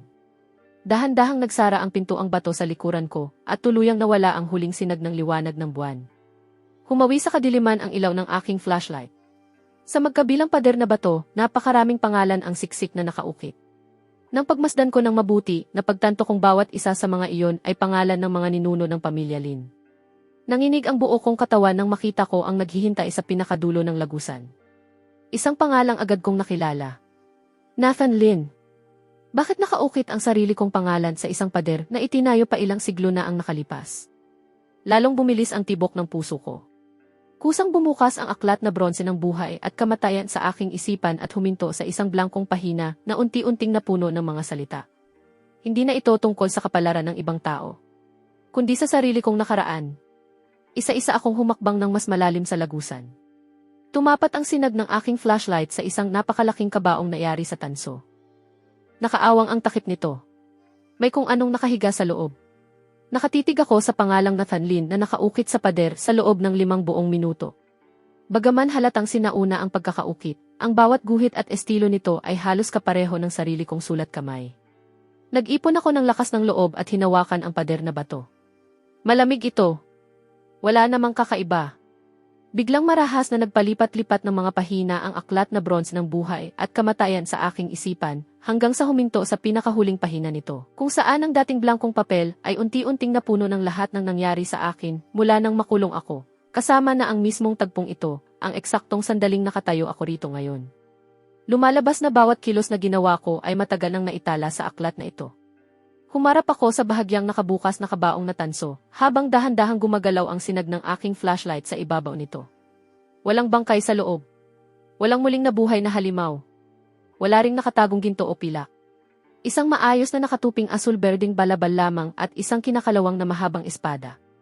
Sa ibabaw ng balabal ay may manipis na kwaderno. Nakasulat sa pabalat nito, mga tala ng tagapagbantay ng bundok. Pinulot ko ito at binuksan. Nakasulat sa loob ang mga tungkuling ipinasa sa bawat salinlahi ng mga tagapagbantay ng libingan ng pamilya Lin. Sa wakas, naunawaan ko na. Ang pangalang Nathan Lin ay hindi lamang tumutukoy sa akin. Isa pala itong titulong ipinapasa sa bawat tagapagmana ng bawat salinlahi. Ang pangalang nakaukit sa pader na ito ay sumasagisag sa pag-asa at sa isang mabigat na tanikalang hindi maaaring putulin. Sa wakas, naunawaan ko na. Ang aklat na bronze ng buhay at kamatayan ay hindi kailanman nilayon bilang kasangkapan upang maghari sa iba. Nilikha ito upang ituwid ang mga maling gawain. Nang hilingin ng lolo ko na ingatan ko ang kasulatan, hindi iyon kailanman tungkol sa kayamanan. Tungkol iyon sa pag-iingat sa mismong bodhing ito. Sa wakas ay kumalma ang enerhiyang dumadaloy sa aking katawan. Hindi na ito naggangalit gaya ng dati. Pinulot ko ang kwaderno at isang matinding katiyakan ang namuo sa aking puso. Hindi ko kailangan ang pagiging immortal. Ang tunay kong kailangan ay mabawi ang kawalang-salang matagal nang dapat ay nasa akin. Maingat kong isinilid ang kwaderno sa loob ng aking balabal at yumuko ng 3 beses sa harap ng kabaong. Bagaman nananatiling madilim at malamig ang lugar na ito, nakaramdam ako ng kapanatagang hindi ko pa kailanman naranasan. Alam kong binabantayan ako ng lahat ng mga ninunong nauna sa akin. Sila ang mga saksi. Tumalikod ako at nagsimulang bumalik sa dinaanan ko. Mas matatag na ang bawat hakbang ko kaysa noong una akong pumasok. Handa na akong harapin ang lahat ng kaguluhang naghihintay sa akin sa labas. At babawin ko gamit ang sarili kong mga kamay ang lahat ng nararapat na mapasakin. Habang papabalik na sana ako, biglang umalingaw ang mabibigat na yabag sa likuran ko. Lumingon ako at nakita si Raymond Lau, walang pakialam sa babala ni Geraldine, pasuray-suray na pumasok sa lagusan. Namumula ang mukha niya, hingal na hingal at desperado, habang mahigpit na hawak ang isang stone baton na inagaw niya sa isa niyang bodyguard. Nathan Lin, alam ko na, may nahanap kang mahalagang bagay dito. Ibigay mo sa akin ang kwadernong iyan ngayon din. Buhay ko ang hawak mo. Kapag nasa akin na iyan, makakamit ko ang walang hanggang buhay. Nabaliw na siya, tuluyan nang nawala sa katinuan. Umiling si Geraldine at agad kong naunawaan ang kailangan kong gawin. Lumitaw sa isip ko ang aklat na tanso ng buhay at kamatayan. Hindi lang nito itinatala ang nakaraan ng bawat tao sa pagitan ng buhay at kamatayan, naglalaman din ito ng napakaraming sinaunang teksto at simbolong hindi ko pa kailanman naunawaan. Wala akong nakikilalang kahit isang karakter, pero sa tuwing tititigan ko ang mga ito, kusa na lang lumilitaw sa isip ko ang kahulugan ng mga iyon na para bang otomatiko itong isinasalin. Marahil likas na kakayahan iyon ng mismong aklat. Ngayong gabi, napagpasyahan kong subukan iyon. Gaya ng dati, tahimik kong binigkas sa isip ko ang pangalan at petsa ng kapanganakan ni Raymond Lau. Makalipas ang ilang sandali, dahan-dahang nagsimulang magpalipat-lipat ng pahina ang aklat na tanso, hanggang huminto sa isang pahina kung saan unti-unting lumitaw ang mga gintong salita. Habang sinusuri ko ang impormasyong lumitaw sa isip ko, bigla akong nanlaki ang mga mata. Biglang may malamig na kabang gumapang sa buong katawan ko. Noon, may halos 3 buwan pa si Raymond Lau bago dumating ang natural niyang kamatayan, pero nitong mga nakaraang araw, dahil man sa demonyong tagapagsanay o sa sarili niyang kasamaan, may isang maruming nilalang na kumapit sa kanya. Kapag hindi na ibalik ang kaluluwa niya sa loob ng 7 araw, tiyak na ang kamatayan niya. Sa puntong ito, halos 1 araw na lang ang natitira sa kanya, baka ilang oras na lang. Nagpatuloy ako sa pagbabasa. Nakatala rin sa aklat na tanso ng buhay at kamatayan ang pinagmulan ng ligaw na espiritong may kagagawa nito, isang palaboy na namatay malapit sa sementeryong iyon mga 30 taon na ang nakalipas. Dahil walang umangkin sa bangkay niya matapos siyang mamatay, nanatiling nakulong ang kaluluwa niya roon, naging isang nag-iisang ligaw na espiritu. Sa loob ng maraming taon, nagpagala-gala lang siya sa lugar na iyon, paminsan-minsang nananakot ng mga dumaraan, pero hindi kailanman tunay na nanakit ng sinuman. Hanggang sa pagkakataong bumisita si Raymond Lau sa puntod ng lola niya para magbigay galang. Napakahina ng sigla ng buhay niya, kaya nakuha nito ang pansin ng ligaw na espiritu, na nakita ang pagkakataong lumamon ng bahagi ng kanyang kaluluwa. Ano pa ang hinihintay ninyong dalawa? Ibigay ninyo sa akin ang kwadernong iyan ngayon din, kung hindi pareho kayong mamamatay dito.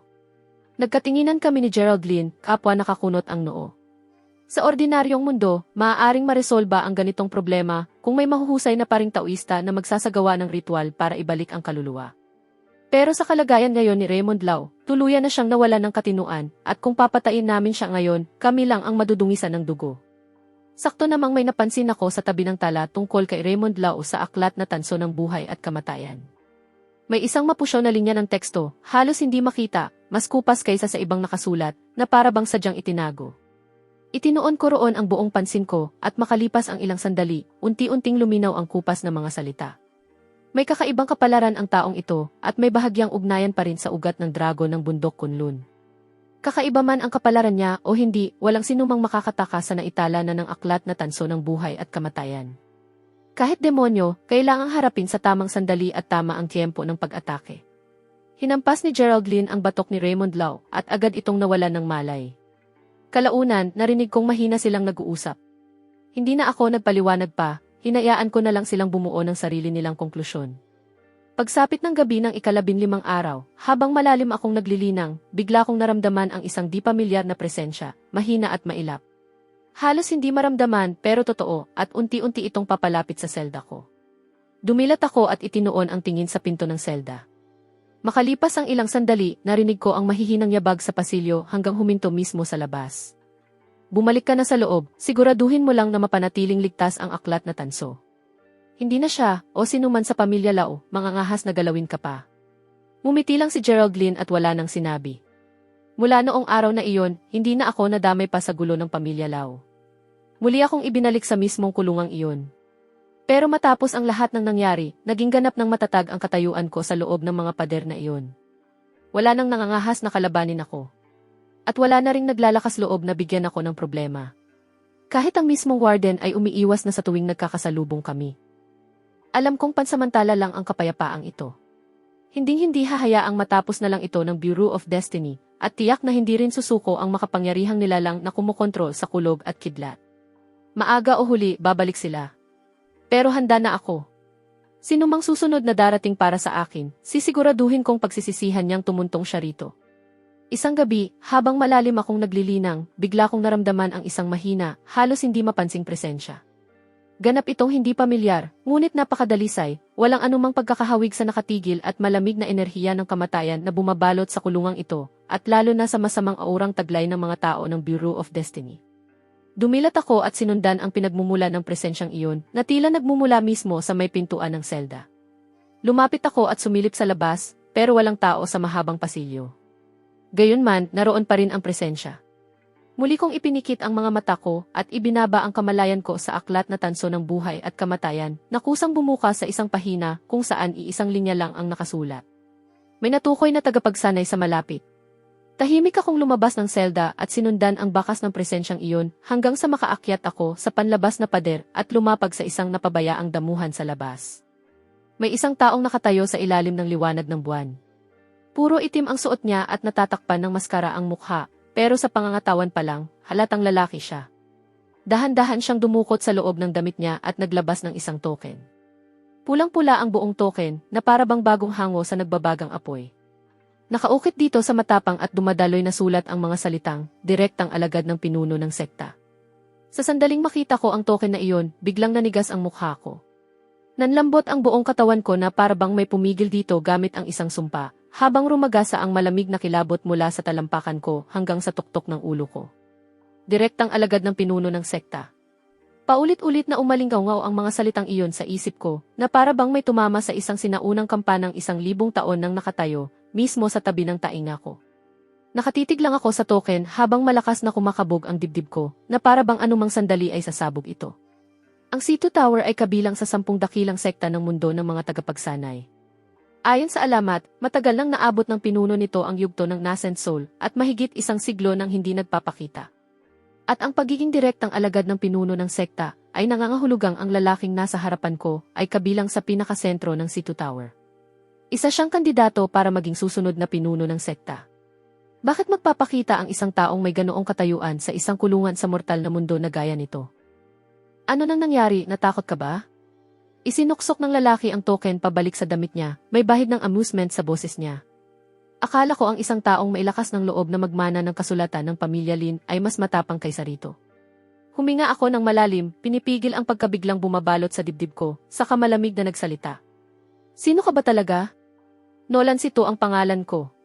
Inalis niya ang maskarang nakatakip sa mukha niya, at lumitaw ang isang batang mukha na tila nasa maagang 20 pa lang, matalim at matikas ang mga tampok, na parang inukit ng talim. Ika-37 henerasyong direktang alagad ng C2 Tower. Ano na kailangan mo sa akin? Umiling si Nolan Sito. Hindi ako ang may kailangan sa iyo. Ang guro ko ang gustong makipagkita sa iyo. Ang guro mo ang mismong pinuno ng C2 Tower. Natigilan ako. Ang pinuno ng C2 Tower ay isang maalamat na nilalang, sinasabing mahigit 100 taon nang nagkukulong sa sarili at hindi na muling nagpakita. Bakit ko gustuhin ang isang tulad niya na makipagkita sa isang hamak na gaya ko, na bagong pasok pa lang sa landas ng paglilinang? Alam ko kung ano ang iniisip mo. Pinagmasdan ako ni Nolan Sito, habang may masalimuot na damdaming sumilay sa mga mata niya. Iniisip mong isa ka lang maliit na tao, isang bagitong Celestial Master pa lang, at hindi karapat-dapat sa personal na atensyon ng guro ko. Hindi ako nagsalita na para na ring pag-amin. Nagpatuloy siya. Nagkakamali ka. Humakbang si Nolan si pasulong, tinamaan ng liwanag ng buwan ang mukha niya, at naging seryoso ang ekspresyon niya. Alam mo ba talaga kung ano ang aklat na tansong dala mo? Ang aklat na tanso ng buhay at kamatayan. Pero alam mo ba ang tunay nitong pinagmulan? Umiling ako. Sandaling natahimik si Nolan sito bago dahan-dahang nagsalita. Hindi ito bagay na nagmula sa mortal na mundo, at hindi rin ito nilikha ng mundo ng mga tagapagsanay. Isa itong relikyang naiwan ng isang nahulog na Diyos mula pa sa sinaunang digmaan ng mga Diyos at demonyo. Napalundag ang puso ko. Isang Diyos? Tumango si Nolan sito. Tama. Ang Diyos na iyon ang namamahala sa mismong siklo ng muling pagsilang, at may kapangyarihan sa buhay at kamatayan ng lahat ng nabubuhay. Pagkatapos niyang bumagsak, nahati ang kapangyarihan niya sa tatlong relikya, ang aklat na tanso ng buhay at kamatayan, ang panulat ng hukom, at ang salamin ng muling pagsilang. Ang aklat na tanso na nasa iyo ay ang mismong aklat na tanso ng buhay at kamatayan. Umugong ang isip ko sa sobrang pagkabigla. Kaya pala ganoon. Hindi nakapagtatakang natatanaw ng aklat ang kapalaran ng bawat tao. Naitala nito ang nakaraan at hinaharap ng bawat tao, kaya nagawa kong baluktutin ang takbo ng mga pangyayari sa loob ng kulungan ayon sa kagustuhan ko. Hindi pala ito basta kayamanan lang ng mundo ng mga tagapagsanay. Isa pala itong banal na relikya. Kung ganoon, nasaan ang panulat ng hukom at ang salamin ng muling pagsilang? Nasa kamay ng Bureau of Destiny ang panulat ng hukom. Tumingin sa akin si Nolan sito at lalong bumigat ang titig niya. Tungkol naman sa salamin ng muling pagsilang, nakabaon ito sa ilalim ng bundok Kunlun. Bigla akong napatingala. Bundok Kunlun? Hindi ba yun mismo ang lugar na ilang salinlahi ng binabantayan ng pamilya Lin? May naisip ka na ba? Tanong ni Nolan sito. Ang kasulatan ng pamilya namin. Sabi ko. Tumango si Nolan sito. Tama. Ang kasulatang iyon ay hindi kailanman naging ordinaryong titulo ng lupa. Iyon ang susi para mabuksan ang selyo ng bundok Kunlun. Tanging ang may hawak ng kasulatang iyon ang makakapasok sa kailaliman ng bundok at makakatagpo sa salamin ng muling pagsilang. Sa wakas, naunawaan ko na kung bakit desperadong gustong maagaw ni Raymond Lao ang kasulatan, kung bakit personal na nakialam ang Bureau of Destiny, at kung bakit mismong bumaba sa mortal na mundo ang nilalang na kumokontrol sa kulog at kidlat. Hindi nila kailanman hinangad ang bundok mismo. Ang gusto nilang lahat ay ang salamin ng muling pagsilang. Pero bakit ako? Tumingin ako sa kanya. Isa lang akong ordinaryong estudyante sa mataas na paaralan. Bakit sa akin ibinagsak ang responsibilidad na bantayan ang isang bagay na tulad nito? Dahil dala mo ang apelyidong Lin. Mababang sabi ni Nolan sito. Ang pagbabantay ng pamilya Lin sa bundok Kunlun sa bawat salinlahi ay hindi nagkataon lang. Nakatakda na iyon sa kapalaran mula pa sa simula. Ano nang ibig mong sabihin?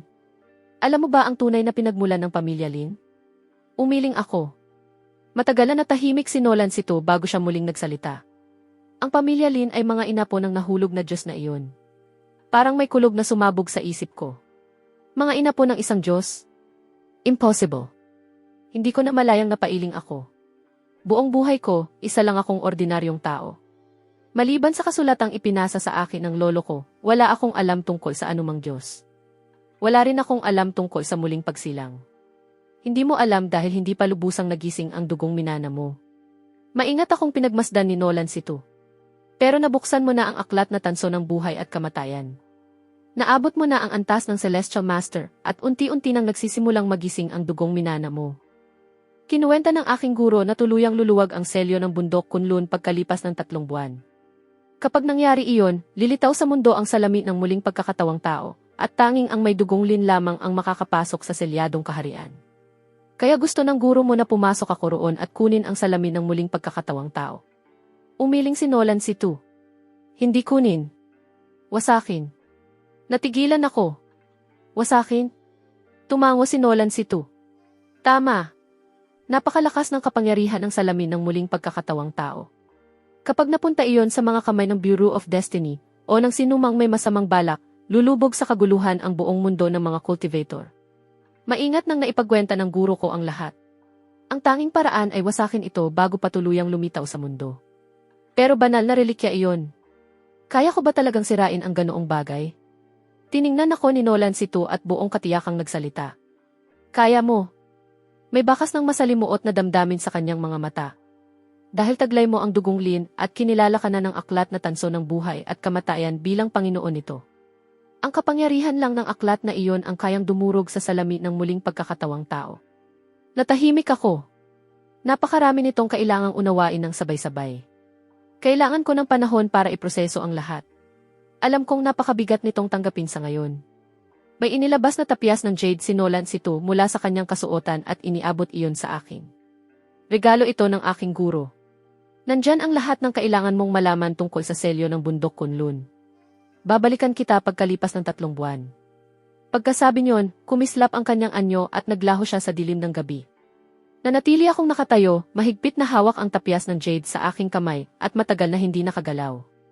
Pagbalik ko sa selda, naupo ako sa kama at tulalang pinagmasdan ang tapyas ng jade sa aking kamay. Inapo ng isang Diyos. Ang salamin ng muling pagkakatawang tao. Ang selyong luluwag pagkalipas ng 3 buwan. Ang lahat ng ito, na dati napakalayo sa buhay ko, ngayon ay parang bundok na dumadaganan sa aking dibdib.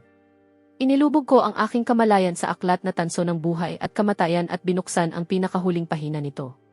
Ang dating blangkong pahina ay unti-unting napuno ng magkakasunod na gintong salita, tala ng selyo ng bundok Kunlun.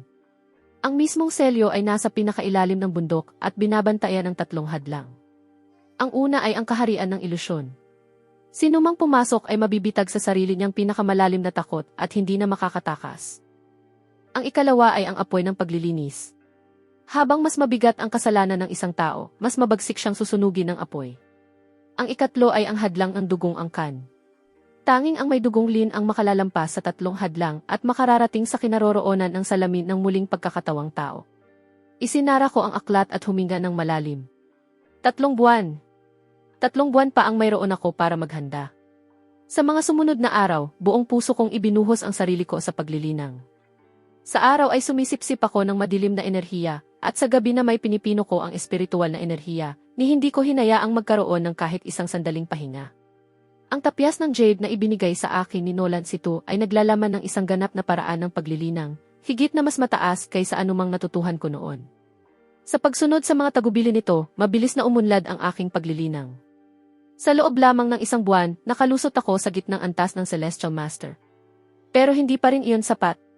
Ipinakita ng aklat na tanso ng buhay at kamatayan na ang matandang kumokontrol sa kulog at kidlat mula sa Bureau of Destiny ay umabot na sa huling yugto ng Golden Core, 2 buong malaking antas ang taas kaysa sa akin. Tiyak na darating siya pagkalipas ng 3 buwan. Kailangan kong maging mas malakas kaysa sa kanya bago siya dumating. Pagsapit ng 2 buwan, muling dumalaw sa akin si Dakilang Tiyuhin Lin. Pinagmasdan niya akong mabuti. May bakas ng tunay na ginhawa sa kanyang mga mata. Mas mabilis ang naging pag-unlad mo kaysa sa inaasahan ko. Dakilang Tiyuhin Lin, sino ka ba talaga? Sa wakas ay naitanong ko rin ang matagal nang bumabagabag sa isip ko. Miyembro ka ba talaga ng pamilyang Lin? Sandaling natahimik si Dakilang Tiyuhin Lin bago dahan-dahang tumango. Kabilang ako sa isang sangay ng pamilyang Lin na inatasang bantayan ang lihim ng bundok Kunlun. Direkta niya akong tiningnan. Pero iba ka. Ikaw ang tuwirang tagapagmana ng pangunahing angkan, ang nakatakdang magbukas ng selyo. Pero hindi kailanman nabanggit ng lolo ko ang alinman sa mga ito. Hindi alam ng lolo mo.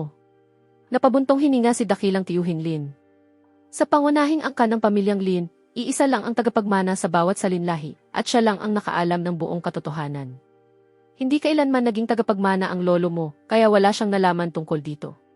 Kung ganoon, paano naman ako naging tagapagmana?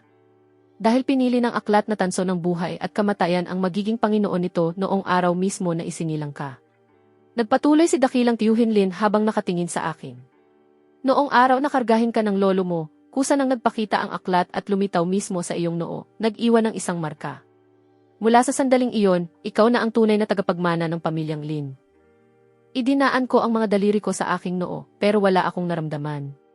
Karaniwang hindi nakikita ang markang iyon, lumilitaw lamang kapag tunay na nasa panganib ang buhay mo. Dagdag pa ni Dakilang Tiyuhin Lin, noong huling kumilos laban sa iyo ang Bureau of Destiny, ang aklat na tanso ng buhay at kamatayan ang nagprotekta sa iyo, at ang dahilan ay ang mismong markang iyon. Kaya pala ganoon ang nangyari. Kaya pala nakaligtas ako noong gabing iyon. Dakilang Tiyuhin Lin kapag lumipas na ang 3 buwan. Hindi niya ako pinatapos magsalita. Alam ko. Naroon ako para tulungan ka pagdating ng oras. Pero ang antas ng paglilinang mo. Huwag mo akong husgahan dahil lang 30 taon akong nakakulong sa piitang ito. Ngumiti si dakilang Tiyuhin Lin, may kakaibang kahulugang nakatago sa kanyang ngiti. Mas malalim ang aking paglilinang kaysa sa inaakala mo. Pagkasabi niyon, tumalikod siya at umalis. Habang pinagmamasdan ko siyang papalayo, nakaramdam ako ng kakaibang kapanatagan. Sa huling araw ng 3 buwan, dumating si Nolan Situ, nakasuot pa rin ang pamilyar niyang itim na balabal at nakamaskara pa rin. Pero sa pagkakataong ito, may isa pang taong nakatayo sa likuran niya. Isang lalaking nasa katanghali ang gulang na nakasuot ng bughaw-lunti ang kasuotang taoista.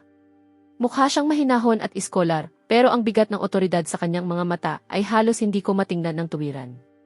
Si Nolan Situ ang nagpakilala. Ito ang aking guro, ang pinuno ng Situ Tower. Natigilan ako sa pagkabigla. Ang pinuno ng Situ Tower. Ang maalamat na taong iyon. Narito mismo sa aking harapan. Tiningnan niya ako at mahinahong nagsalita. Nathan Lin. Lumipas na ang 3 buwan. Handa ka na ba? Huminga ako ng malalim at tumango. Kung ganoon, tara na. Sa sandaling ibinaling niya ang kanyang ulo, biglang lumabo ang aking paningin.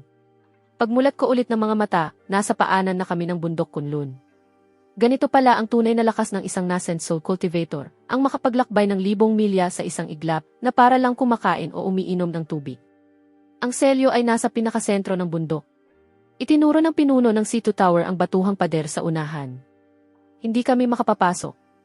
Ikaw lang ang makagagawa niyan. Tumango ako at humakbang pasulong, lumapit sa pader ng bundok. Inilabas ko ang itim na jade at sinunod ang paraang nakatala sa tapyas. Kinagat ko ang aking daliri. Iginuhit ko ang isang simbolo sa ibabaw ng jade gamit ang aking dugo at marahas na nanginig ang jade, saka nagbuga ng sinag ng gintong liwanag patungo sa batuhang pader. Dahan-dahang bumukas ang pader at lumitaw ang isang pasilyong nababalot ng matinding dilim, kaparehong-pareho ng daanang minsang ipinakita sa akin ni Gerald Lin. Nagsalita si Nolan Situ mula sa likuran ko. Mag-ingat ka. Tumango ako at huminga ng malalim. Pumasok ako sa pasilyo at dahan-dahang nagsara ang pintuang bato sa likuran ko, tuluyang nilamon ang huling sinag ng liwanag. Binuksan ko ang flashlight at tinanglawan ang daan sa unahan. Sa magkabilang pader, naroon pa rin ang napakaraming pangalang inukit ng mga miyembro ng pamilyang Lin. Nagpatuloy ako hanggang sa dulo ng lagusan, kung saan muli kong nakita ang kaparehong kabaong na tanso. Nakahalukip-kip pa rin ang takip nito, at naroon pa rin sa loob ang bughaw-lunti ang kasuotan at ang kinakalawang na mahabang espada. Ngayon nga lang, may isa ng bagong pintuan sa tabi ng kabaong. Ganap itong yari sa tanso at nababalutan ng masalimuot na mga ukit. Iniunat ko ang kamay ko at itinulak ito, pero hindi man lang ito gumalaw. Sa sandaling iyon, kusa na namang bumukas sa aking isipan ang aklat na tanso ng buhay at kamatayan. Iisang linya lang ang nakasulat. Dugo ang gabay, puso ang susi. Agad kong naunawaan ang ibig sabihin. Kinagat ko ang aking daliri at ipinahid ang dugo sa ibabaw ng pintuan. Unti-unting sinipsip ng mga ukit na tanso ang dugo at nagsimula silang magliwanag. Umalingaw-ngaw ang malalim na dagundong habang dahan-dahang bumukas ang pintuang tanso. Inilalantad ang isang hagdang pababa sa kadiliman, patungo sa hindi ko alam na destinasyon. Huminga ako ng malalim at nagsimulang bumaba. Napakahaba ng hagdan. Mahigit 1 oras akong naglakad bago tuluyang makarating sa pinakailalim. Sa dulo nito ay isang napakalawak na silid sa ilalim ng lupa. Sa pinakagitna nito ay may isang salaming nakalutang sa himpapawid. Buong ibabaw nito ay makinang napilak at naglalabas ito ng banayad na liwanag. Ito ang salamin ng muling pagkakatawang tao. Papalapit na sana ako rito nang biglang umalingaw ang isang tawa mula sa aking likuran. Ha ha ha! Sa wakas, nahanap din namin ito. Mabilis akong lumingon at nakita ko si Raymond Lao na pababang tumatakbo sa hagdan. Kasunod niya ang grupo ng mga tauhan, at sa unahan nila ay ang mismong nilalang na kumukontrol sa kulog at kidlat. Hindi mo inaasahan ito, ano? Mayabang nang umisi si Raymond Lao. Akala mo ba talagang nawalan ako ng malay nang hampasin ako ni Gerald Lin? Nagkunwari lang ako. 3 buwan akong naghintay para sa mismong sandaling bumukas ang selyo. Ibinaling ko ang tingin ko sa makapangyarihang nilalang sa kanyang tabi. Malamig niya akong tiningnan, puno ng panghahamak ang kanyang mga mata. Batang nilalang. Nakatakas ka sa akin noong huli. Pero ngayong pagkakataon, wala nang swerte ang kakampi mo. Wala akong sinabi. Tinitigan ko lang siya habang mabilis na nagliliparan ang mga pahina ng aklat na tanso ng buhay at kamatayan sa aking isipan hanggang sa huminto ito sa isang pahina. Nakasulat doon. Matandang elder ng Bureau of Destiny, Damon Lay. Huling yugto ng Golden Core ang antas ng paglilinang. Nakatakdang mamatay sa harap ng salamin ng muling pagkakatawang tao pagkalipas ng 3 buwan. Sandali akong natigilan sa kanapangiti. Napakunot ang noo ni Damon Lay. Ano ang ipinapangiti mo? Ikaw ang nakaharap sa kamatayan, pero ni hindi mo iyon namamalayan, sabi ko. Naghahanap ka ng kamatayan. Galit siyang iwinasiwas ang kanyang kamay. Isang kidlat ang rumagasa patungo sa akin. Hindi ako umiwas. Hindi rin ako nagtanggol. Sa mismong sandaling tatama na sa akin ang kidlat, biglang sumiklab ang salamin ng muling pagkakatawang tao sa nakakasilaw na liwanag. Hinigop nito ang kidlat sa loob ng salamin, saka agad itong ibinalik, dumiretso sa likuran ni Damon Lay.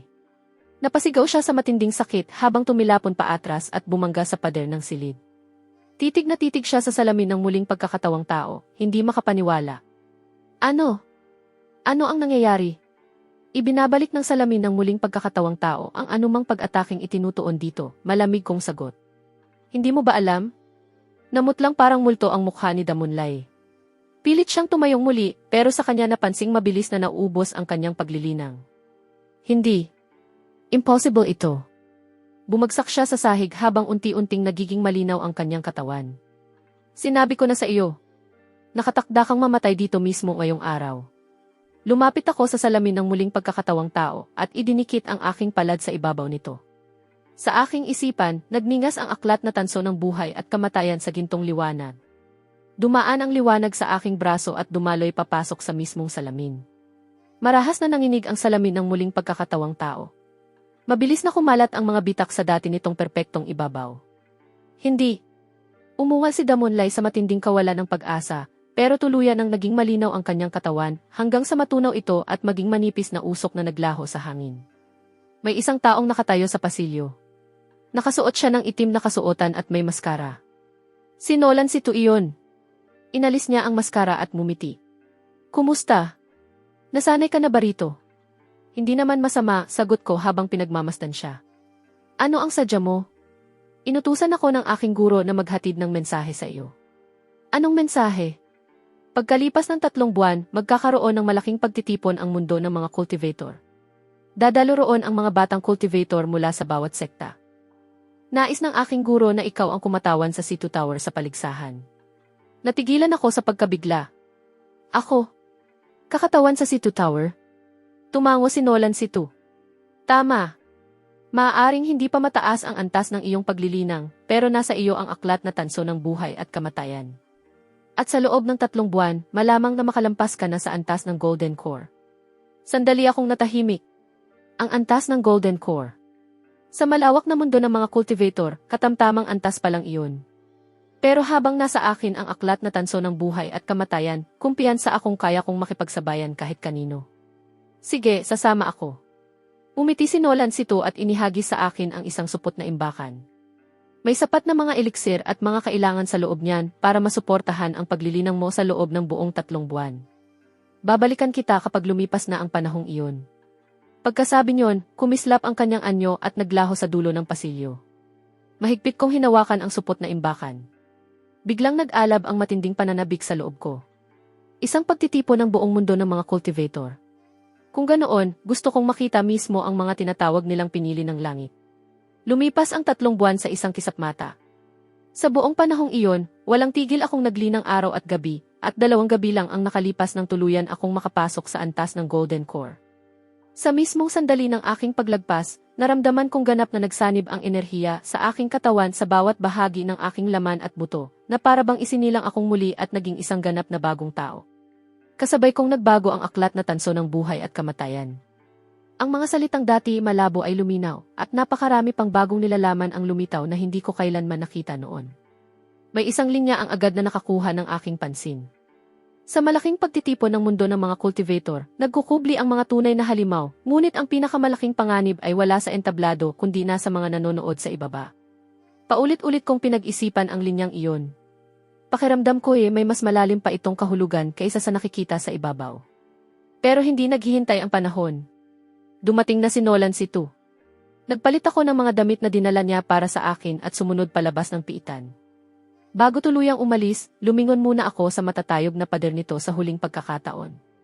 Halos 1 taon din akong namalagi rito. Mula sa pagiging isang ordinaryong estudyante sa mataas na paaralan, naging isang golden core cultivator ako. Tuluyan ng binago ng piitang ito ang takbo ng aking buhay.